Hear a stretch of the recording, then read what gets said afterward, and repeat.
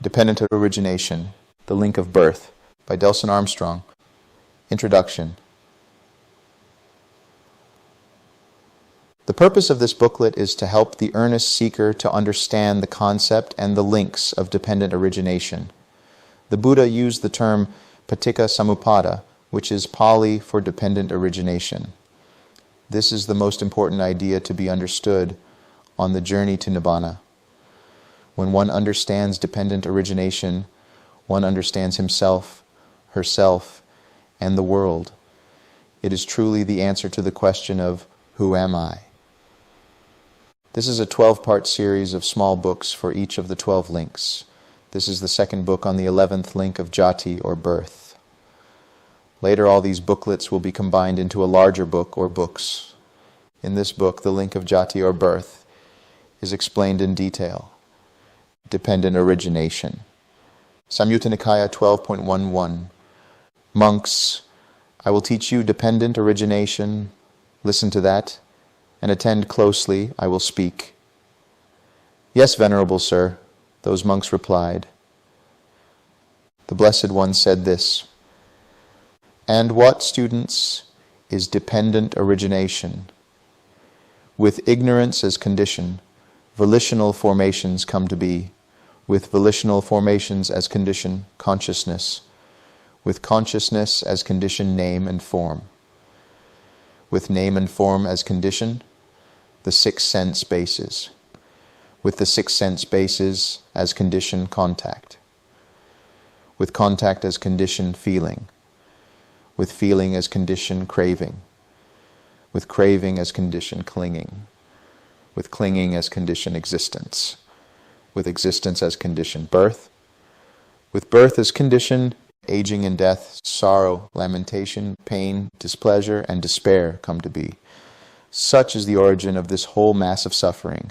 This, students, is called dependent origination. But with the remainderless fading away and cessation of ignorance comes cessation of volitional formations. With the cessation of volitional formations, cessation of consciousness. With the cessation of consciousness, cessation of name and form. With the cessation of name and form, cessation of the 6 sense bases. With the cessation of the 6 sense bases, cessation of contact. With the cessation of contact, cessation of feeling. With the cessation of feeling, cessation of craving. With the cessation of craving, cessation of clinging. With the cessation of clinging, cessation of existence. With the cessation of existence, cessation of birth. With the cessation of birth, aging and death, sorrow, lamentation, pain, displeasure, and despair cease. Such is the cessation of this whole mass of suffering, non-jati, birth. And what, monks, is birth? In whatever beings of whatever group of beings there is birth, coming to be, coming forth, the appearance of the aggregates, the acquisition of the sense bases, that, monks, is called birth. DN 22, Mahasatipatthana Sutta. If you're reading this, then you've already been born. On a larger scale, you have already experienced at least one birth by virtue of your existence here and now. Jati is a word that, like many concepts within dependent origination and the broader aspects of the Dhamma, is multifaceted. Like Sanskrit, Pali is a polysemous language, meaning that words, similar to English, can have different interpretations depending on context and wordplay found throughout the suttas. Understanding Jati corresponds to understanding Dukkha, as discussions of Dukkha typically begin with Jati, which can be translated as birth and, in certain contexts, as rebirth. On a cosmic level, Jati signifies the rebirth from one lifetime to another, yet this does not imply a singular consciousness reincarnating from one life to the next, as in reincarnation. Reincarnation suggests that one incarnation, be it the soul, self, or consciousness, is perpetually experiencing multiple lifetimes. In contrast, rebirth entails the arising and passing away of consciousnesses in every moment, put simply. This leads to the question, how does this process translate into an understanding of rebirth on a cosmic or macro scale? We will explore this in detail, along with different forms of conception, the processes that arise from conception, and the types of aggregates and sense bases that manifest at every level of rebirth in relation to the three spheres of existence and some general karmic catalysts. After examining the macro level, we will delve into the micro or quantum level of rebirth, comprehending the arising and passing away of consciousnesses in every moment, as well as what? Birth of action means in relation to its preceding links in dependent origination and the processes of karma, choice, and patterns of thought and behavior. Meaning of Jati. The word Jati derives from the Sanskrit jata, meaning to come into existence or to be born. Unfortunately, over generations, this term became misconstrued, particularly through its association with the caste system. Originally, Jati referred broadly to types of people or as a way to classify individuals. It categorized people into Brahmins, teachers or priests, Kshatriyas, leaders or warriors, Vaishyas, merchants, and Shudras, servants, with further subdivisions like potters or cobblers. The belief was that one's family determined their lifelong occupation. This concept degraded further into notions of untouchability, where some were deemed cleaner or superior based on birth, while others were oppressed. In DN 27, the Aganya Sutta, the Buddha challenged this notion. He explained that these classifications were originally based on people's tendencies and career choices, not fixed by birth alone. He emphasized that one's actions and choices, karma, create new karma, shaping social roles over time based on individual inclinations, whether as leaders, workers, administrators, merchants, warriors, or scholars. Society's evolution, tainted by craving, corrupts these roles. The Buddha reintegrated the true meaning of Jati, rejecting it as a marker of race, caste, gender, or appearance imposed by society. He taught that there are no inherently superior or inferior individuals. He also recognized a fifth group, the wanderers, who forsake societal roles to seek liberation from dukkha. This group transcends conventional categories, dedicated solely to the path leading to the end of suffering. Thus, Jati does not confine someone to a predetermined role in life, but designates their character based on past deeds, influencing their conditions and circumstances.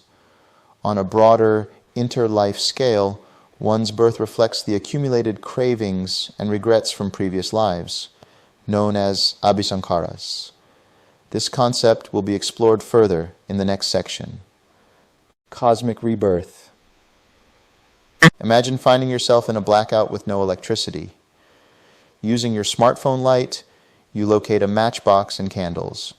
You strike a match to light one candle. When the match burns out, you use the candle's flame to light the others. Did the flame from the match transfer to the candle? Did the candle flame transfer to others? Each flame is neither the same as nor entirely different from the last. This analogy sheds light on rebirth. Consciousness, like a flame, transfers elements of heat and light, formations from one moment to another, or from one life to the next. If the initial flame extinguishes, does the new one also perish? No, as long as there is new fuel, the candle itself. Here, the candle symbolizes namarupa, fueling processes like contact, feeling, perception, intention, and attention, fettered by conceit, craving, and kama. Consciousness arises dependent on these formations and passes them to the next link in quantum-dependent origination. Similarly, on a cosmic scale, It transfers from one life to the next. It's not the same consciousness persisting, but one arising and passing away, giving rise to another set of formations and consciousness. The first consciousness transfers craving, conceit, or ignorance, and its formations fuel the arising of another consciousness. Consider a person on their deathbed, perhaps surrounded by family or alone. This scenario affects their mental state. Inwardly, their mind flashes back to different points in life, recalling joys and regrets. They see visions, loved pets, unfulfilled promises, beings in suffering, or celestial beings, indicating their destination. Strong. Reactions, craving, aversion, identification, shape. Formations at death's final moment. As one consciousness dissolves, another arises, conditioned by these formations, linking with rebirth in various realms. Throughout life, inclinations shift based on choices rooted in mindfulness or lack thereof, strengthening or weakening fetters and formations. Automatic choices solidify inclinations, determining future destinations within the cycle of kama and dukkha. Consistent, unwholesome or wholesome choices perpetuate themselves, leading to their consequences. Even wholesome states have an expiration, causing viparinama dukkha, dependent on available karmic fuel, potentially leading to states of loss unless one enters the stream. The goal isn't accumulating points in samsara's scoreboard, but realizing the emptiness of the player. The path to nibbana begins by overcoming the belief in a personal self, doubt, and attachments, leading to awakening and liberation from lower realms. This realization closes off the possibility of further lower realm births. 6 classifications of rebirth. To understand how rebirth arises based on kama and choices, we can categorize it into 6 main classifications, each relating to different planes of existence, grouped into 3 categories of Namarupa subtleties. These categories are Kamadhatu, planes of sensual experiences, Rupadhatu, refined form realms, and Arupadhatu, formless realms. The 6 classifications of rebirth are as follows. First, being born into adverse conditions and continuing unwholesome paths. Second, born into adversity but choosing to lead a wholesome life. Third, born into adversity and attaining nibbana. Fourth, born into favorable conditions but falling into unwholesome choices. Fifth, born into favorable conditions and continuing wholesomeness. And sixth, born into favorable conditions and attaining nibbana. Consider someone born into poverty without family support, possibly turning to violence or crime. Conversely, another in similar circumstances may uplift themselves, becoming a leader and source of inspiration. In the third case, despite success, they seek spiritual peace through the Dhamma, eventually attaining nibbana and becoming a stream winner, foreclosing lower realm births. For those born in affluent settings, making unwholesome choices can lead to downfall despite initial advantages. Conversely, wholesome choices in such contexts can bring renown and positive rebirth. Some may use their advantages to delve into spiritual inquiry, eventually finding the Dhamma and progressing towards awakening. These examples illustrate the power of choice, intention, and behavior. Even wholesome actions, while less fettered by craving or aversion, can still be rooted in ignorance and conceit. This perpetuates rebirth on both micro and macro scales, where clinging to wholesomeness may lead to viparinama dukkha, and attaining a better next life remains conditioned and impermanent. Complete liberation from rebirth and dukkha nirodha is achieved only by the arahant, who eradicates all fetters through wisdom, abandoning tanha and achieving total nirodha with the perfection of magga. Until then, even those on the path experience rebirth. The once returner, Sakadagam, returns once to the sensual realms. The non-returner, Anagams, is reborn in refined form realms. And only the Arahant transcends rebirth and suffering altogether. Defining a sentient being and the four modes of conception. Sariputta, there are these four kinds of generation. What are the four? Egg-born generation, womb-born generation, moisture-born generation, and spontaneous generation. MN 12, Mahasahanada Sutta. Before we understand the four main ways of conception, under which there are subcategories, let's understand what a being is and what it is not in the Buddha's dispensation. This is crucial because the Buddha refers to rebirth of beings in samsara. These beings are known as Sata in Pali. In SN 23.2 Sata Sutta, the Venerable Radha asks the Buddha, "Venerable Sir, it is said, a being. In what way, Venerable Sir, is one called a being?" And the Buddha responds with, "One is stuck, Radha, tightly stuck in desire, lust, delight, and craving for form. Therefore one is called a being. One is stuck, tightly stuck, in desire, lust, delight, and craving for feeling. Therefore one is called a being. One is stuck, tightly stuck, in desire, lust, delight, and craving for perception. Therefore one is called a being.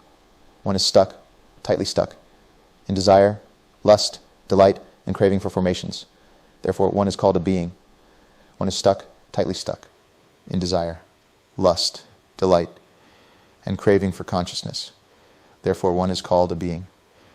To clarify the concept of sentient beings, it's crucial to differentiate between sentient and non-sentient life forms in Buddhist teachings. Sentient beings are those capable of producing karma, driven by intention and self-awareness, while non-sentient life forms lack these qualities. In Buddhist doctrine, the animal realm includes birds, reptiles, and insects, which exhibit behaviors driven by craving, survival instincts, and rudimentary self-awareness. Conversely, life forms such as bacteria, protozoa, fungi, viruses, and plants, though vital for ecosystems and sustaining other beings, do not exhibit sentience as understood in Buddhism. They operate based on genetic programming and environmental cues rather than intention or karma-producing actions. The Buddha and his followers respected all life forms, including plants and trees, recognizing their importance for sustaining life. However, the distinction lies in the presence of intention and self-clinging, which characterize sentient beings. Non-sentient life forms function according to genetic presets, much like programmed instructions in software, aiming primarily to grow and reproduce.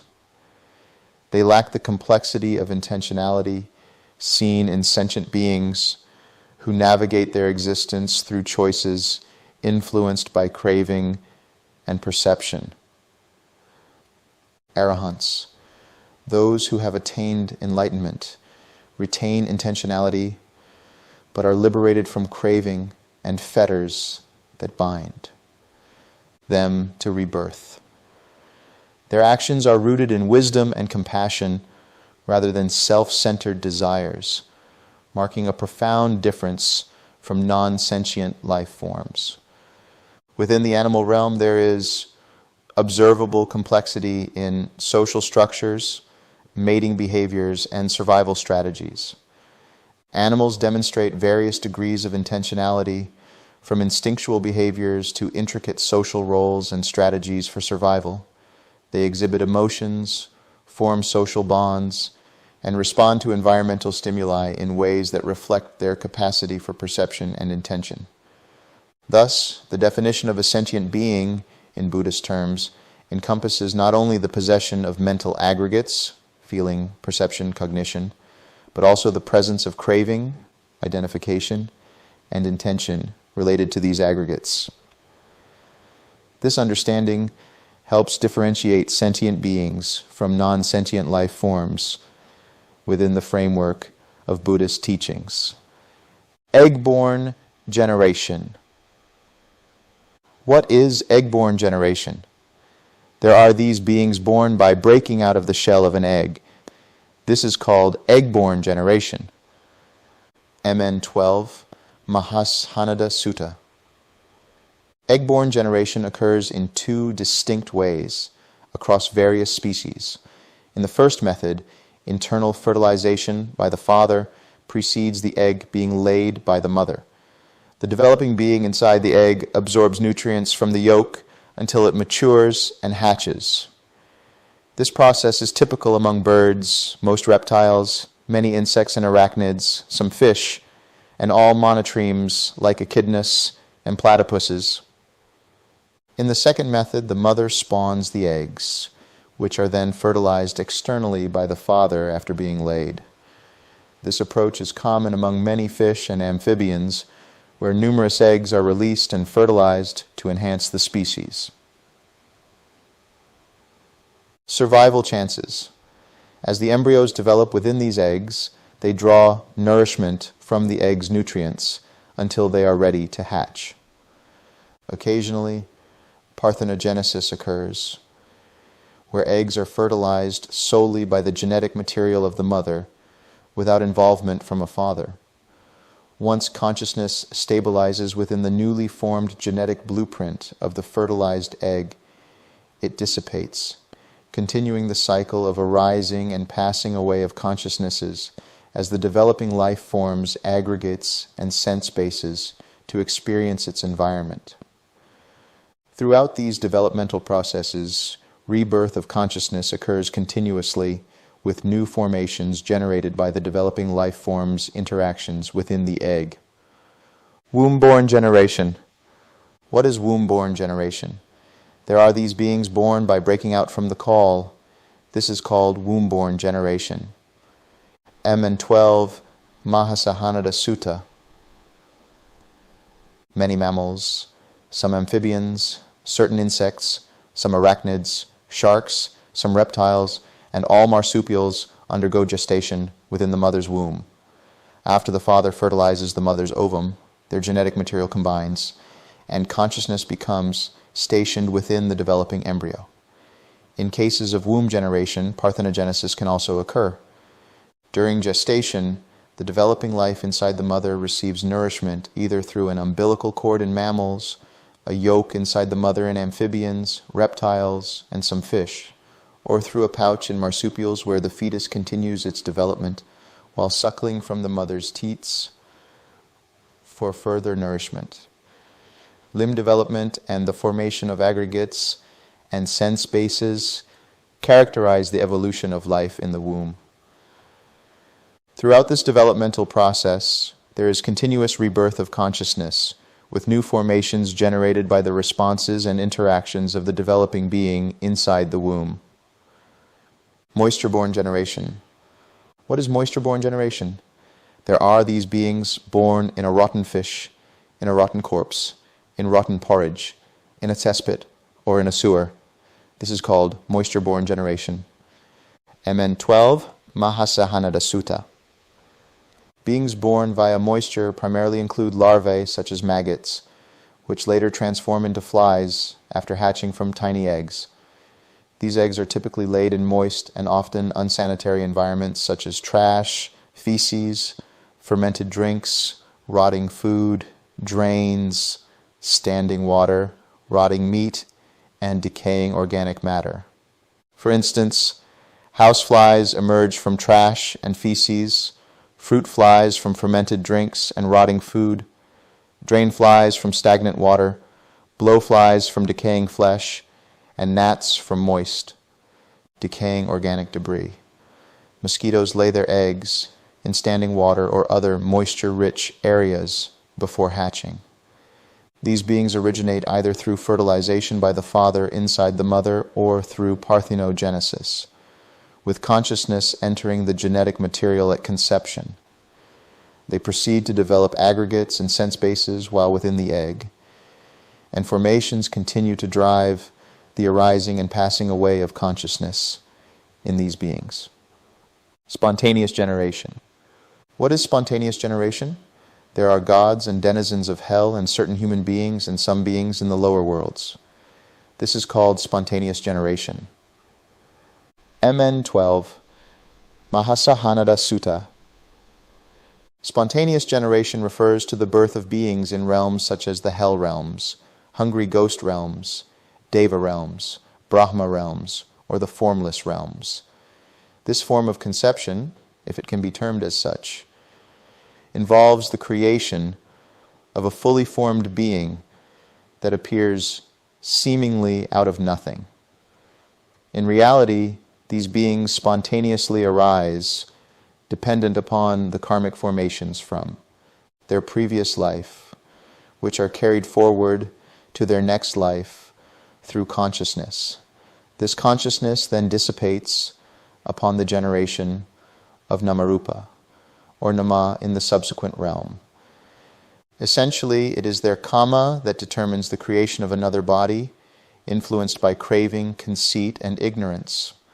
For instance, if a being experiences fear and regret and sees visions of torture and pain, they are destined for the hell realms, niraya, and the form of their body in these realms reflects this kama.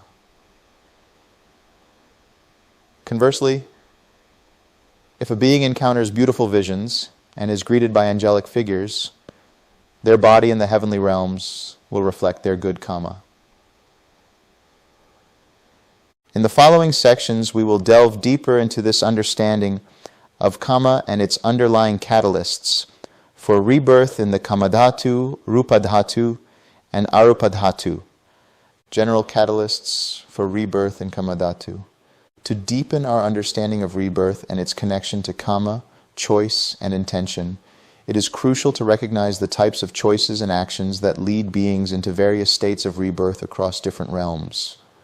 Central to this understanding is the acknowledgement that the fuel of samsara is generated by craving, conceit, aversion, ignorance, and other defilements of the mind. These defilements can be categorized under three main kilesas, or impure mental states: lobha, greed, dosa, hatred, and moha, delusion. The 16 defilements encompass abhijja visamalobha, coveting another's property or qualities; vyapada, ill will and hatred; krodha, anger; upanaha, keeping a grudge; maka, disparagement; palasa, competitiveness; issa, jealousy; makariya, stinginess; maya, deceit; sathaya, hypocrisy; thamba, stubbornness; saramba, quarrelsomeness; mana, conceit; atamana, arrogance; mada, self-infatuation; and pamada, carelessness. While wholesome qualities such as generosity, observing ethical precepts, and practicing kindness and compassion can lead to a better rebirth, they may still be rooted in ignorance and conceit. Complete eradication of rebirth requires cutting off the fetters, defilements, taints, and underlying tendencies at their root.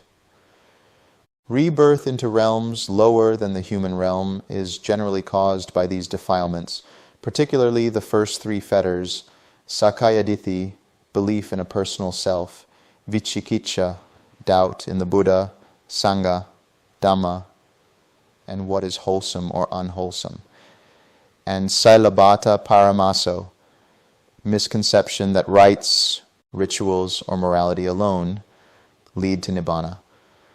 While these fetters do not directly lead to the hell realms, they can pave the way or contribute to rebirth in lower realms. The intensity of unwholesome thoughts, speech, and actions at the time of death, combined with prevalent defilements, determines the specific lower realm into which a being will be reborn. Rebirth into realms higher than the human realm results from mixed kama with a predominance of wholesome kama. For example, lower devas may experience some distress and envy due to residual effects of defilements, whereas the highest devas enjoy the fruits of predominantly wholesome choices and actions from past lives, albeit still rooted in some form of conceit and sensual craving. Even Mara, residing in the highest heavens, harbors intentions rooted in certain defilements. Next, we will examine each of the 5 main divisions of the sensual realms: hell, animal, hungry ghost, human, and Deva realms, and delve into the general causes for rebirth within them. Our discussion will culminate in an exploration of the human realm within the context of the Kamadhatu. Through this exploration, we aim to understand how to utilize the path to relinquish defilements and fetters associated with each type of rebirth. Rebirth in Niraya. In Niraya, or the hell realms, there are 3 categories of beings. 1. Yama, not to be confused with a Yamadeva, who is the clerk of these realms. 2. The inflictors of punishment. And 3. Those who are to experience the punishment as a result of their unwholesome choices. When a being dies in one life, if they see manifestations of torture and dread, and their mind is filled with fear, anger, and regret, the formations rooted in these unwholesome states will give rise to a consciousness that then transports these karmic formations that spontaneously generate a body with the mentality rooted in unwholesome states. They possess all 5 aggregates and 6 sense bases, and their nervous system is enhanced for experiencing a greater level of pain. The new being is escorted by the Nirayapala, or the inflictors of punishment, to Yama's station. Yama is not a judge in this case. Instead, he asks the being some questions. As per MN 130 Devaduta Sutta, he asks the being if they saw the divine messengers in the form of a helpless infant, an elderly person with signs of aging, a sick person, a person punished in the human realm for their bad deeds by the relevant authorities, and a corpse. In other words, while in the human realms, all are reminded of the impermanence of life and the law of karma in the form of cause and consequence. Yet the being responds to Yama first in the negative. Still, when Yama clarifies that these messengers are in the form of the signs of conditioned reality, the being responds in the affirmative. Yama, at each point of questioning, after the being responds in the affirmative, says corresponding to the 5 signs, "Good man, did it never occur to you, an intelligent and mature man, I too am subject to birth, I am not exempt from birth. Surely I had better do good by body, speech, and mind. Good man, did it never occur to you, an intelligent and mature man, I too am subject to aging, I am not exempt from aging. Surely I had better do good by body, speech, and mind. Good man, did it never occur to you, an intelligent and mature man, I too am subject to sickness. I am not exempt from sickness. Surely I had better do good by body, speech, and mind. Good man, did it never occur to you, an intelligent and mature man, those who do evil actions have such tortures of various kinds inflicted on them here and now, so what in the hereafter? Surely I had better do good by body, speech, and mind. Good man, did it never occur to you, an intelligent and mature man, I too am subject to death, I am not exempt from death. Surely I had better do good by body, speech, and mind. After each case, the being will say they were unable to because they were careless and negligent. One way to understand this is while these beings did see these things, they did not pay heed to them to reflect and change their unwholesome ways. Finally, Yama says in each case, Good man, through negligence you have failed to do good by body, speech, and mind. Certainly they will deal with you according to your negligence. But this evil action of yours was not done by your mother or your father, or by your brother or your sister, or by your friends and companions, or by your kinsmen and relatives, or by recluses and Brahmins, or by gods. This evil action was done by you yourself, and you yourself will experience its result. Yama confirms with this statement that all beings are liable to the effects of their actions, and it is their karma that will determine their punishment in hell. No one else will be there to inherit their karma. They themselves will have to suffer the consequences. He then says nothing, not passing any judgment. After this, the Nirayapala will escort the being to their respective place in the hell realms. After every meeting, Yama laments his condition. He is a clerk of the lowest realms, while also experiencing the karma of a deva, and wants to be taught the Dhamma in full. This lamentation is from N336, Devadutta Sutta. Those in the world who do evil deeds are punished with such diverse tortures. Oh, that I might attain the human state, that a Tathagata Arahant, perfectly enlightened one, might arise in the world, that I might attend upon that Blessed One, that the Blessed One might teach me the Dhamma, and that I might come to understand his Dhamma. Those beings designated as Yama in the hell realms have mixed karma. While they do not themselves deserve punishment in hell, their past actions of wrongful judgment or undue attachment to their role as judges lead them to this station. At death, filled with regret and remorse, their karmic formations transport them to the hell realms where they assume the role of clerks. They experience the boredom of administrative duties and the pain of welcoming beings destined for punishment, yet they themselves are spared such torments. This serves as a profound lesson that there is no central moral judge. Rather, each being's karma dictates their own path without self-righteous judgment. Nirayapala, the inflictors of punishment, also face their own karmic reckoning. Having enjoyed roles as wardens or jailers in past lives, they inflicted pain on prisoners. At death, they endure mental agony and fear, their karmic formations sending them to the hell realms to take up their current roles. Deceit and treachery, misleading others from the teachings of Kama and the Buddha, are additional causes for rebirth as Nirayapala. Redemption for them is rare, but even a hint of remorse or empathy, alongside any residual good karma from past lives, may eventually allow them to leave the hell realms once their negative karma is exhausted. Beings who suffer direct torture in the hell realms are primarily there due to intense actions of ill will, hatred, harsh speech, leading to violence and unforgiveness. Acts such as enjoying killing, inflicting pain and death on animals or humans, or engaging in rape and torture are significant catalysts for rebirth in hell.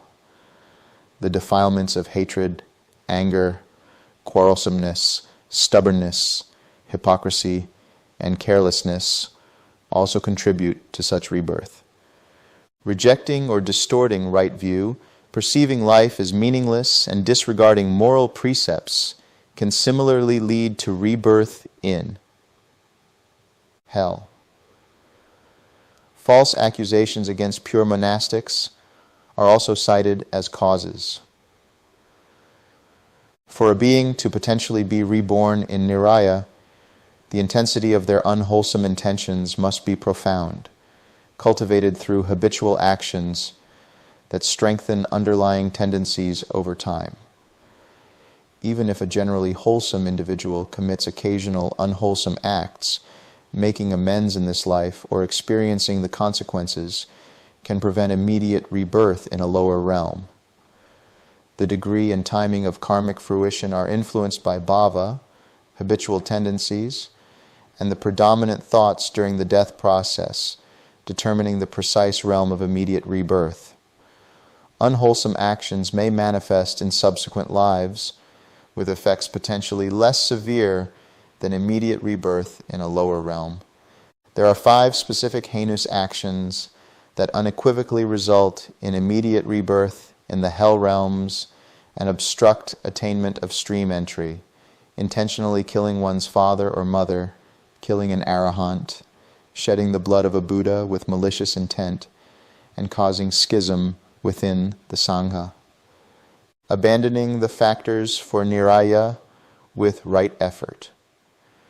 The fundamental mental impurity of hatred is a significant factor for rebirth in the lower realms, manifesting in various situations: anger, ill will, the intention to harm, abusive and harsh speech, attacking others, and intentional killing can all stem from this single mental impurity.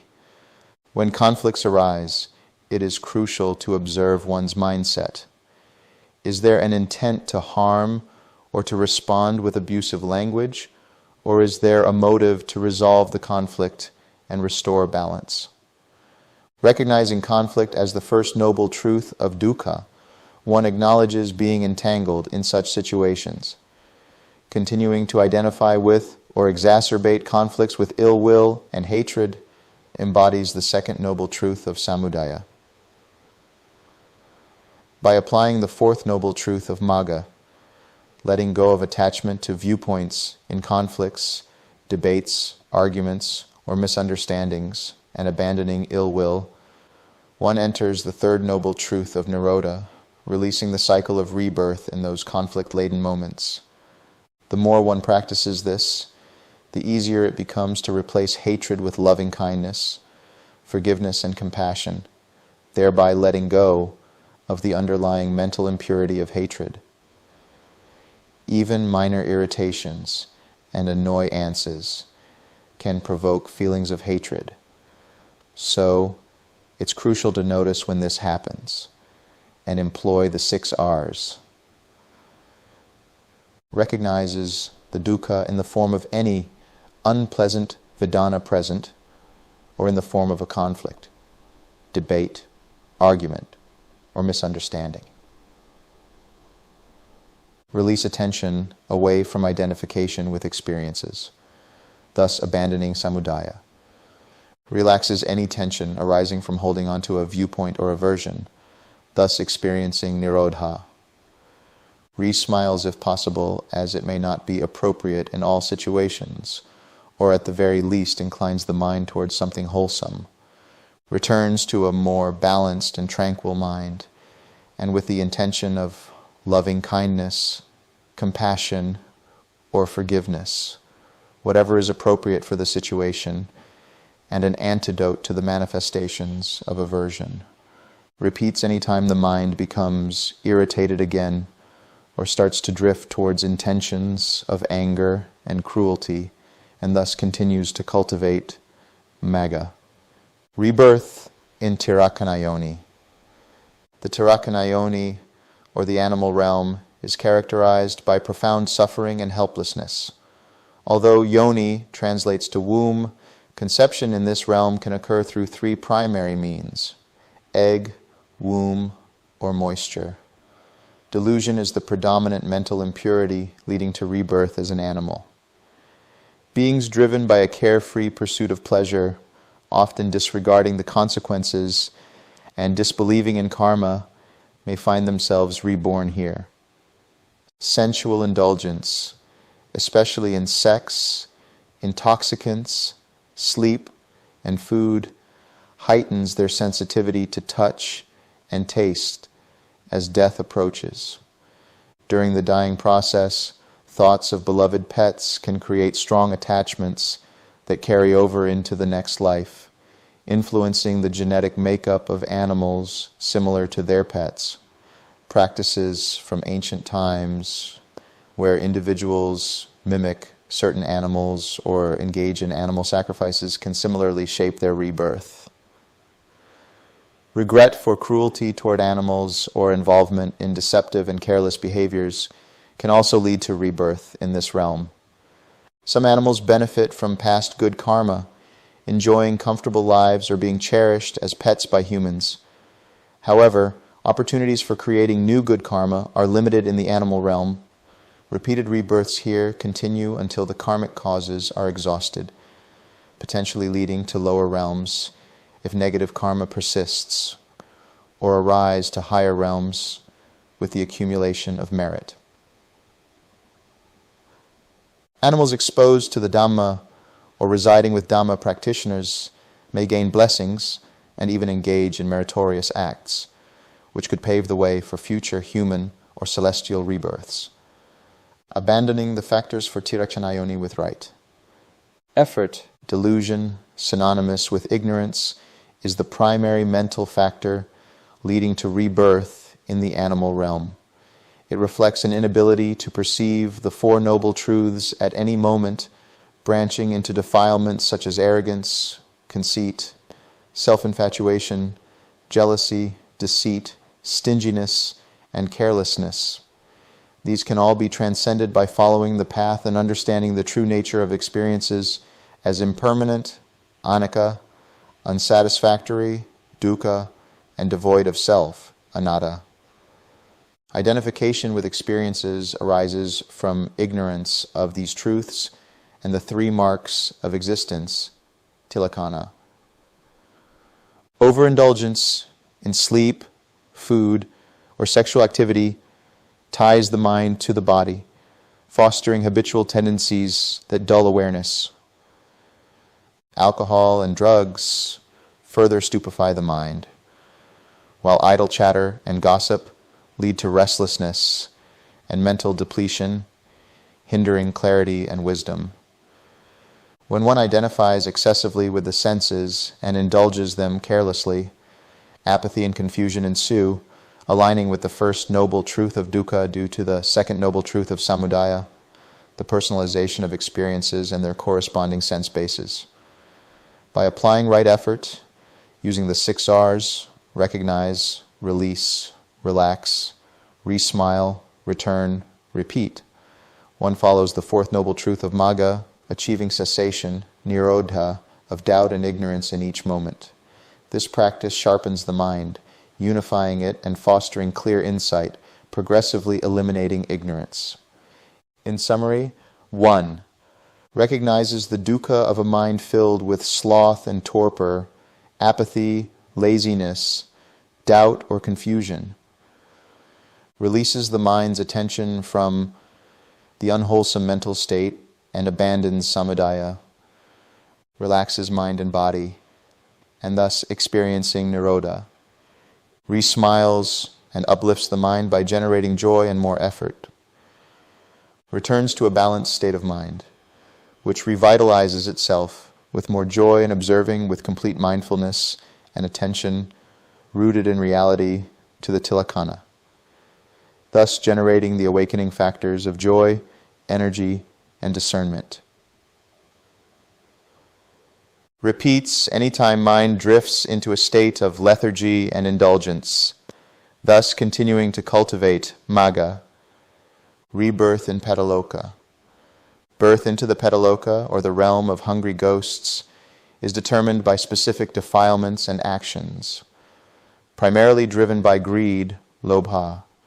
Beings who, in previous lives, indulged in acts rooted in greed and associated defilements, such as covetousness, jealousy, stinginess, competitiveness, deceit, disparagement, hypocrisy, self-infatuation, conceit, arrogance, stubbornness, and carelessness, developed habitual patterns of thought, speech, and action that reinforce these defilements.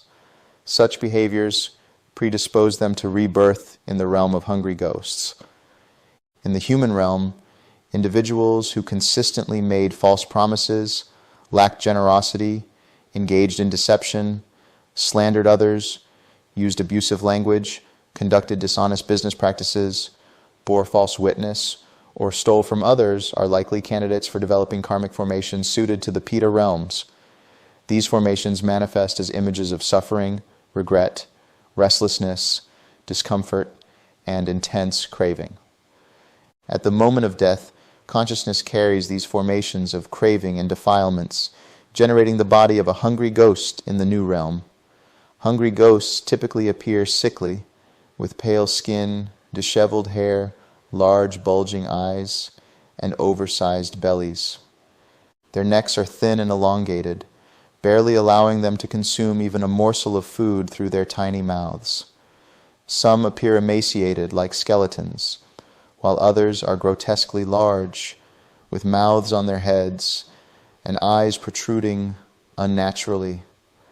Some hungry ghosts experience mixed karma, alternating between suffering the consequences of past negative actions and briefly enjoying the results of past positive actions. Yama, who administers the hell realms, is an example of such a mixed karma. Pitta, which is why hungry ghosts often refer to their realm as Yama's realm. Hungry ghosts possess all 5 aggregates and 6 sense faculties, with their nervous systems attuned to intense experiences of hunger and thirst. While they have minimal opportunity to perform merit or accumulate good karma, offerings made by their relatives in previous lives to monastics dedicated to them can bring some relief and potentially lead to a better rebirth once the effects of their karmic causes for being in the Peta realm are exhausted. Abandoning the factors for Petaloka with right effort. The mental factor associated with rebirth in the hungry ghost realm is greed, lobha.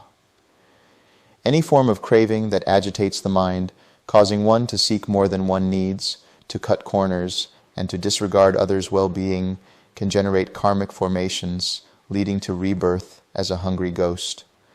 This greed manifests whenever one desires what others possess, feels jealous of their fortunes, or seeks to acquire physical possessions or relationships through dishonest or harmful means.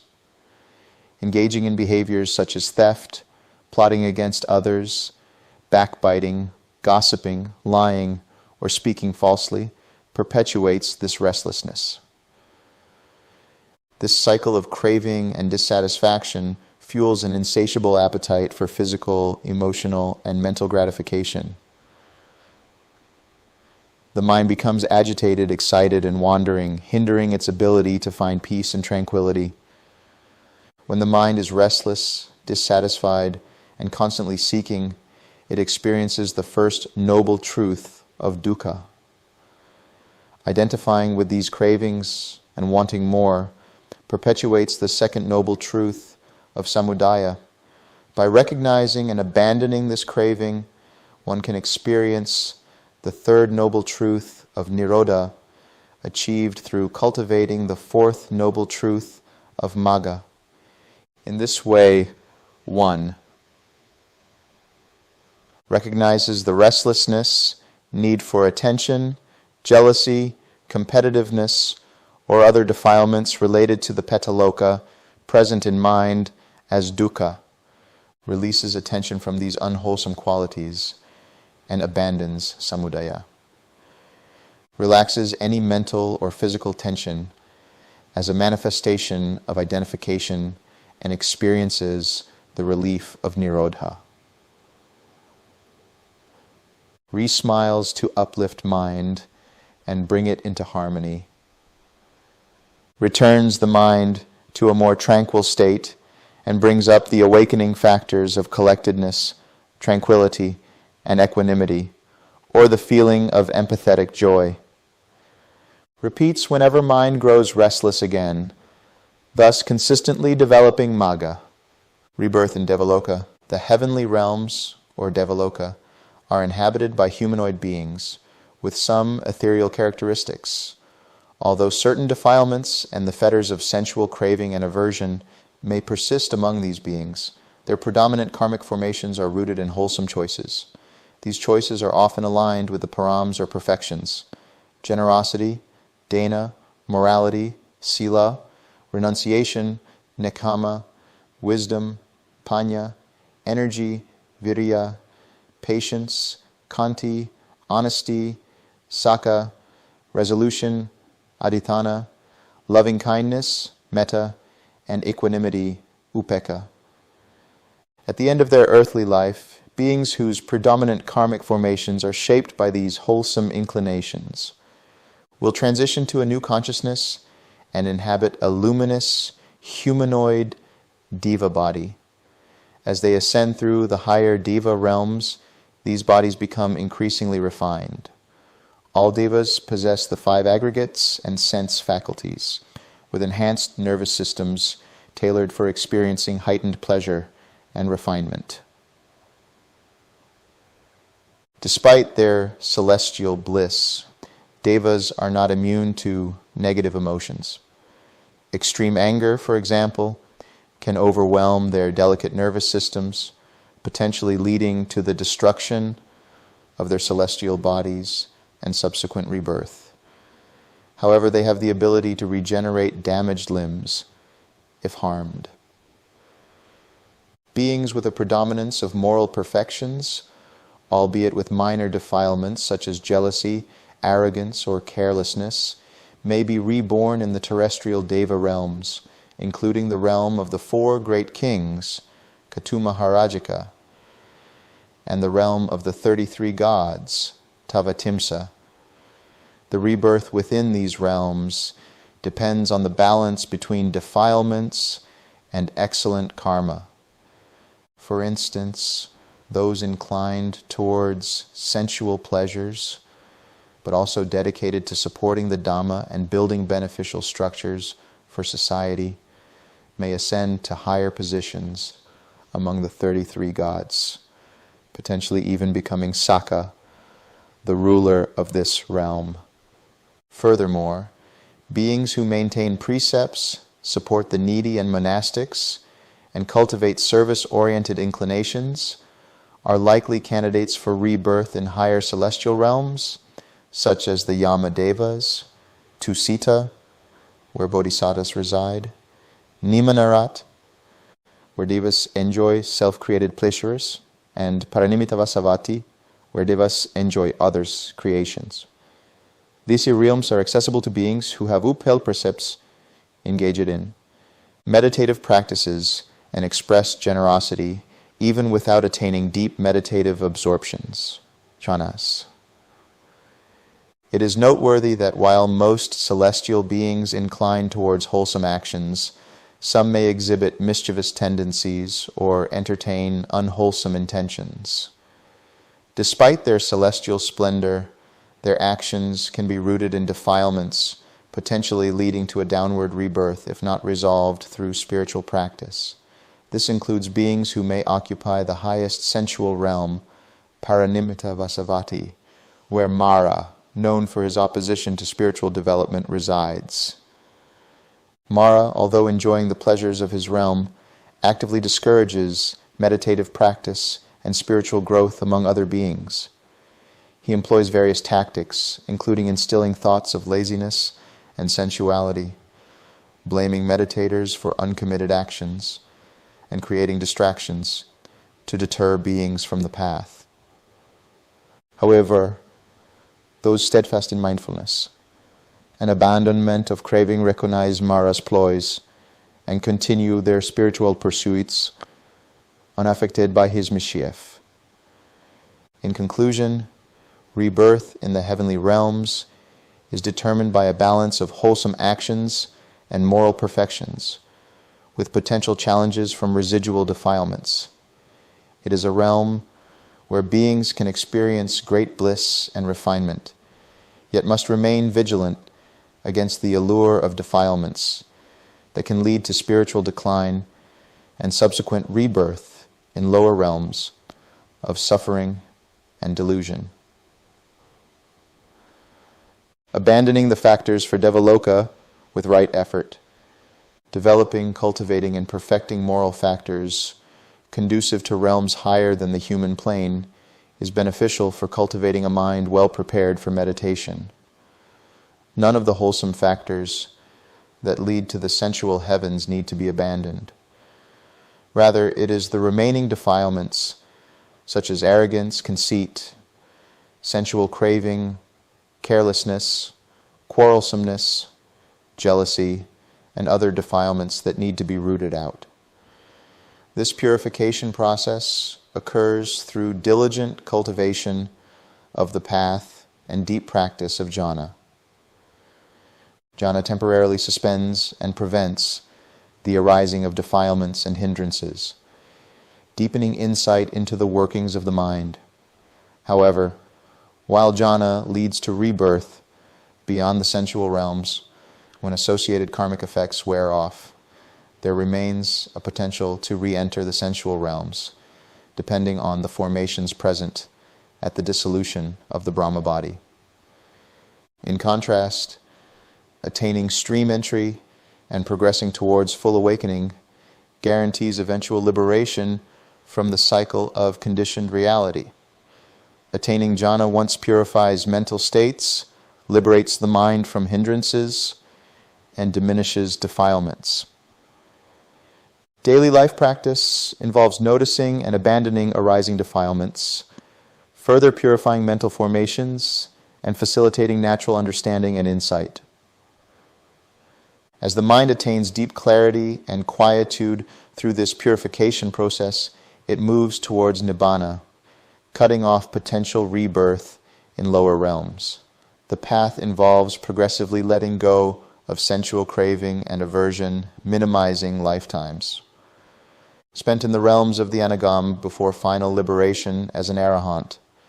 Throughout this journey, the practice of using the 6 R's, recognize, release, relax, re-smile, return, repeat, aids in letting go of unwholesome states and cultivating wholesome ones, while relinquishing any sense of identification or conceit associated with these states. The key is not abandoning wholesome states themselves, but relinquishing craving and any identification with them as a personal possession. Observing their impermanence and impersonality, the practitioner cultivates a non-identifying awareness.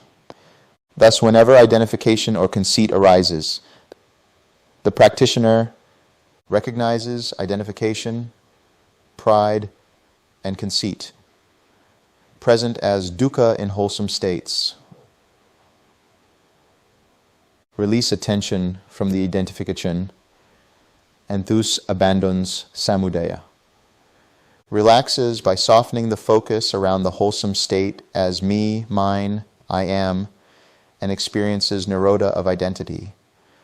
Re-smiles to continue maintaining the wholesome state. Returns to the wholesome state by merely observing its arising and passing away in every moment without involvement of self, seeing it as impermanent, not worth. Holding on to, dependent on causes and conditions, and therefore impersonal. Repeats whenever mind's observation attaches an I to the wholesome experience, thus cultivating magga. Rebirth in Manusaloka, human realm. If one truly understood the immeasurable value of being born in Manusaloka, the human realm, one wouldn't waste even a second doing anything other than incline mind towards developing the path. Such a gift is rebirth in the human realm that it allows one to experience release from dukkha entirely. Having said that, this is not to say this realm doesn't come with its pains, but only if the mind allows the process of identification, craving, and ignorance to take hold. All of samsara is dukkha because it is conditioned, but the human life presents the best of these conditions with every opportunity to learn of the Dhamma, and then apply it and achieve its fruition, that is nirodha. The Buddha provides a succinct and visceral simile of the preciousness of the human birth in SN 56, 48, Dutiya Chigalayuga Sutta. Bhikkhus, suppose that this great earth had become one mass of water, and a man would throw a yoke with a single hole upon it. An easterly wind would drive it westward, a westerly wind would drive it eastward. A northerly wind would drive it southward, a southerly wind would drive it northward. There was a blind turtle which would come to the surface once every 100 years. What do you think, bhikkhus? Would that blind turtle coming to the surface once every 100 years insert its neck into that yoke with a single hole It would be by chance, Venerable Sir, that that blind turtle, coming to the surface once every 100 years, would insert its neck into that yoke with a single hole. So too, bhikkhus, it is by chance that one obtains the human state, by chance that a Tathagata, an arahant, a perfectly enlightened one arises in the world, by chance that the Dhamma and discipline proclaimed by the Tathagata shines in the world. You have obtained that human state, bhikkhus. A Tathagata, an arahant, a perfectly enlightened one has arisen in the world, the Dhamma and discipline. When the Buddha uses the word chance in reference to obtaining the human state, it should not be interpreted philosophically as coincidence, but rather as a rhetorical device illustrating the rarity of human life. As Bhikkhu Bodhi notes, the statement has to be taken as rhetorical rather than philosophical in intent. At the doctrinal level, all three occurrences mentioned here come about through precise causes and conditions, not by chance. Understanding the rarity of human birth emphasizes not only the infrequency of being born during a Buddha's dispensation, but also the significance of being born on a planet within a world system where a Buddha appears. The human realm offers an opportunity to experience both pleasure and pain, with just enough discomfort to motivate individuals to seek relinquishment and diligently cultivate the path. In contrast, the lower realms are characterized by intense suffering and minimal avenues for redemption, while the higher realms provide abundant pleasure and easy satisfaction of desires. Devas in the higher realms often indulge in pleasures without concern for their impermanence, their extended lifespans, shielding them from a true understanding of impermanence and suffering. Consequently, few devas contemplate seeking wisdom from the Buddha or finding a way out of the cycle of samsara. Birth in the human realm occurs when formations from a previous life give rise to a new consciousness that aligns with appropriate genetic material. Once established, this consciousness develops further based on maternal experiences and its own inclinations in the amniotic sac.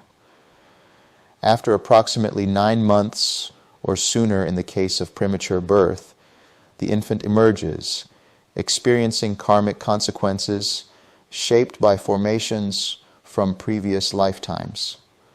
The 6 classifications of rebirth, unwholesome to unwholesome, unwholesome to wholesome, unwholesome to nibbana, wholesome to unwholesome, wholesome to wholesome, and wholesome to nibbana, can all manifest within the human realm. Rebirth in the human realm occurs repeatedly through momentary rebirths in the process of quantum-dependent origination, as well as on a macro level where formations shaped by various choices and inclinations carry over from one human life to the next until they cease with the attainment of arahantship. Psychological manifestations of other rebirths in Manusaloka. The psychological aspects of other realms can also manifest within the human birth.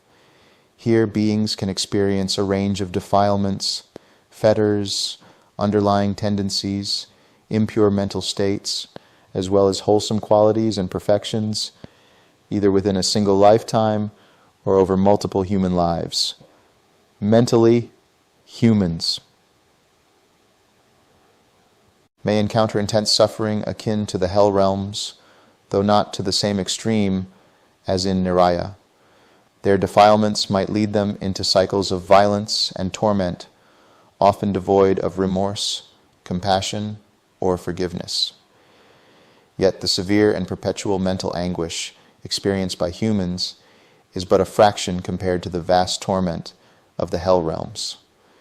Similarly, behaviors reminiscent of animals, such as sloth, torpor, addiction to drugs, sex and food, and aimless wandering.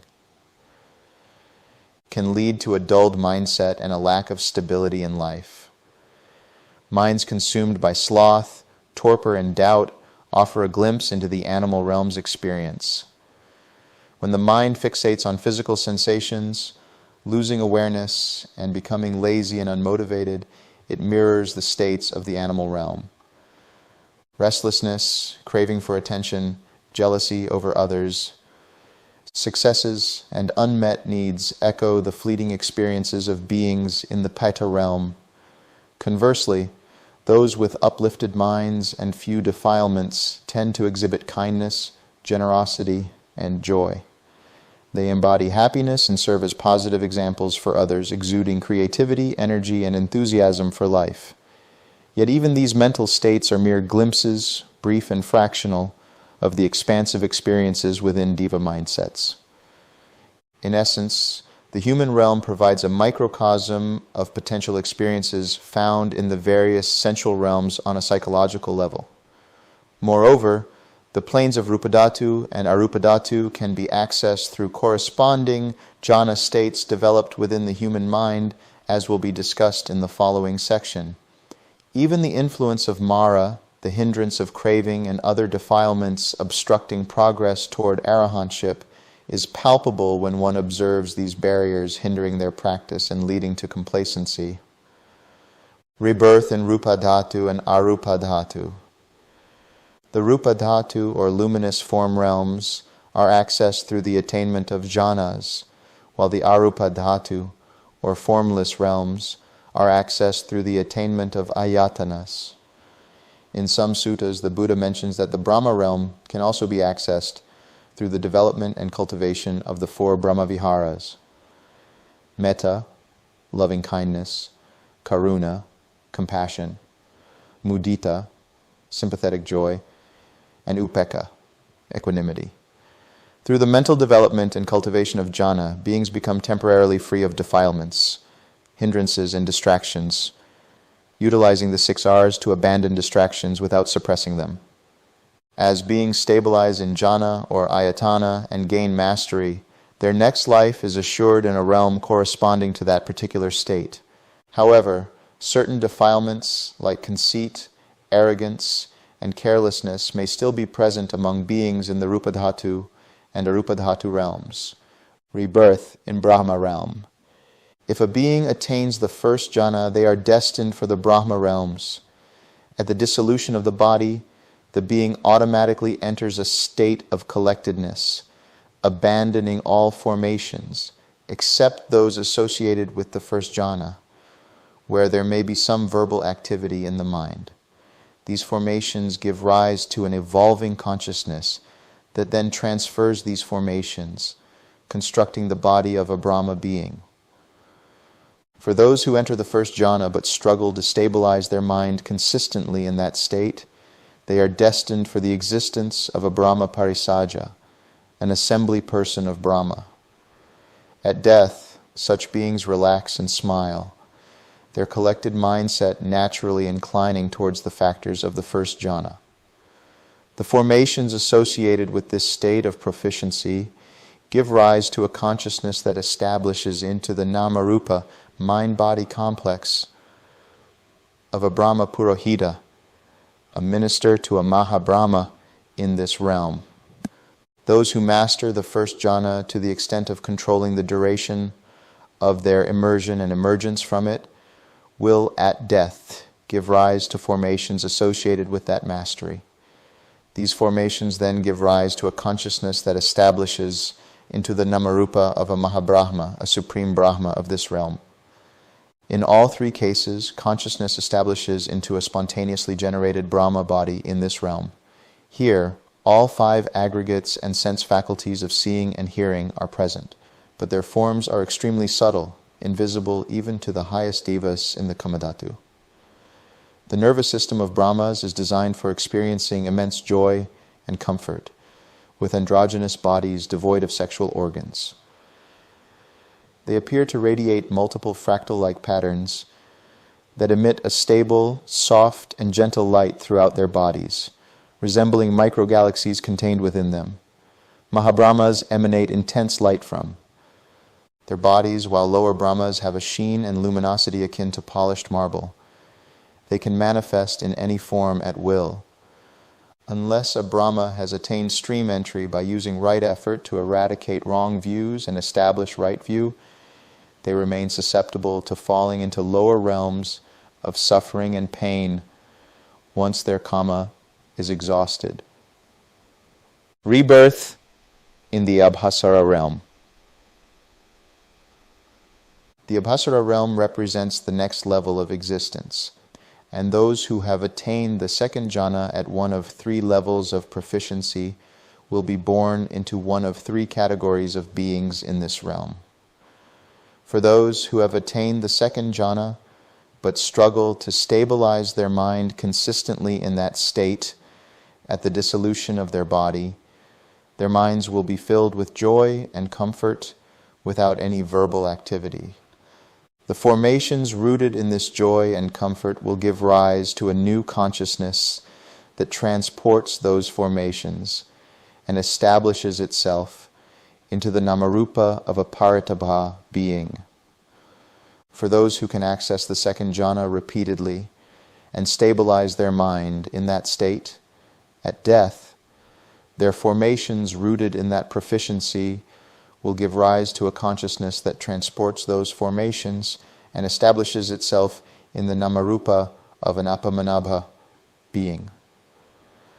Finally, for those who master the second jhana to the extent that they can determine how long the mind remains in the second jhana and precisely when it emerges from it at death, the formations rooted in that mastery will give rise to a consciousness that establishes itself in the namarupa of an abhasara being, also known as parisuddhabha. In all 3 cases, these beings are spontaneously generated. In this realm, they possess the 5 aggregates and the sense faculties of sight and hearing. Their nervous systems are geared to experience intense bliss. Their bodies are iridescent like the surface of a bubble, emitting light throughout and from within, giving them the appearance of spheres of light, glowing like the radiance of a flickering flame. They lack distinguishable features and faculties from each other, except for experiencing varying levels of intense joy. The nervous systems of these beings are designed to feel orgasmic bliss. Paridabha beings experience bliss that arises and passes away constantly in every moment, while apamanabha beings experience a quicker cycle of arising and passing away of bliss, with slower intervals between these moments.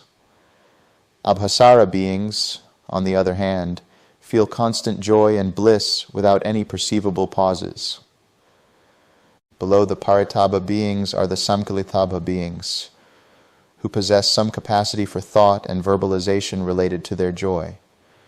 They require no sensory comforts due to their absorption in joy, rarely interacting with others, as they consume and eventually exhaust the kama that brought them to this realm. These beings are at risk of descending into lower realms of suffering and pain because their absorption in joy leaves little room for other pursuits, making stream entry challenging here. During a time of universe re-expansion, they may descend into the human realm to repopulate it. An Abhasara being may also descend into the Brahma realm and potentially become a Mahabrahma there. Rebirth in the Subhakina realm. The Subhakina realm constitutes the 3rd plane of existence within the luminous form realms. Here, similar to the previous realms, there are 3 categories of beings, Paritasubha, Apamanasubha, and Subhakina, corresponding to different levels of mastery in the 3rd jhana. Rebirth into this realm depends on the degree of proficiency attained. For beings who achieve the 3rd jhana but find it challenging to stabilize consistently, yet still experience happiness, comfort, contentment, tranquility, and complete satisfaction at the death of their body, the formations rooted in that attainment automatically give rise to a new consciousness. This consciousness transports those formations and establishes itself in the namarupa of a Paritasubha being. For those capable of repeatedly entering the third jhana, rebirth can occur at the level of an Apamanasubha being in a similar manner. Similarly, for rebirth as a Subhakina being, mastery of the third jhana must reach the point where one can determine in advance how long the mind will remain immersed and when it will emerge. Like the preceding realms of the Rupadhatu, the Namarupa of beings in the Subhakina realm possess the 5 aggregates and the sense faculties of sight and hearing. They are so immersed in their happiness that they do not engage in actions, and instead exhaust that experience throughout their lifetime. These beings have a nervous system suited to their happiness, and their experience mirrors that of Abhasara beings. Paritasubha beings experience happiness with intermittent interruptions. Apamanasubha beings have fewer interruptions and longer durations of happiness, while Subhakina beings experience uninterrupted happiness.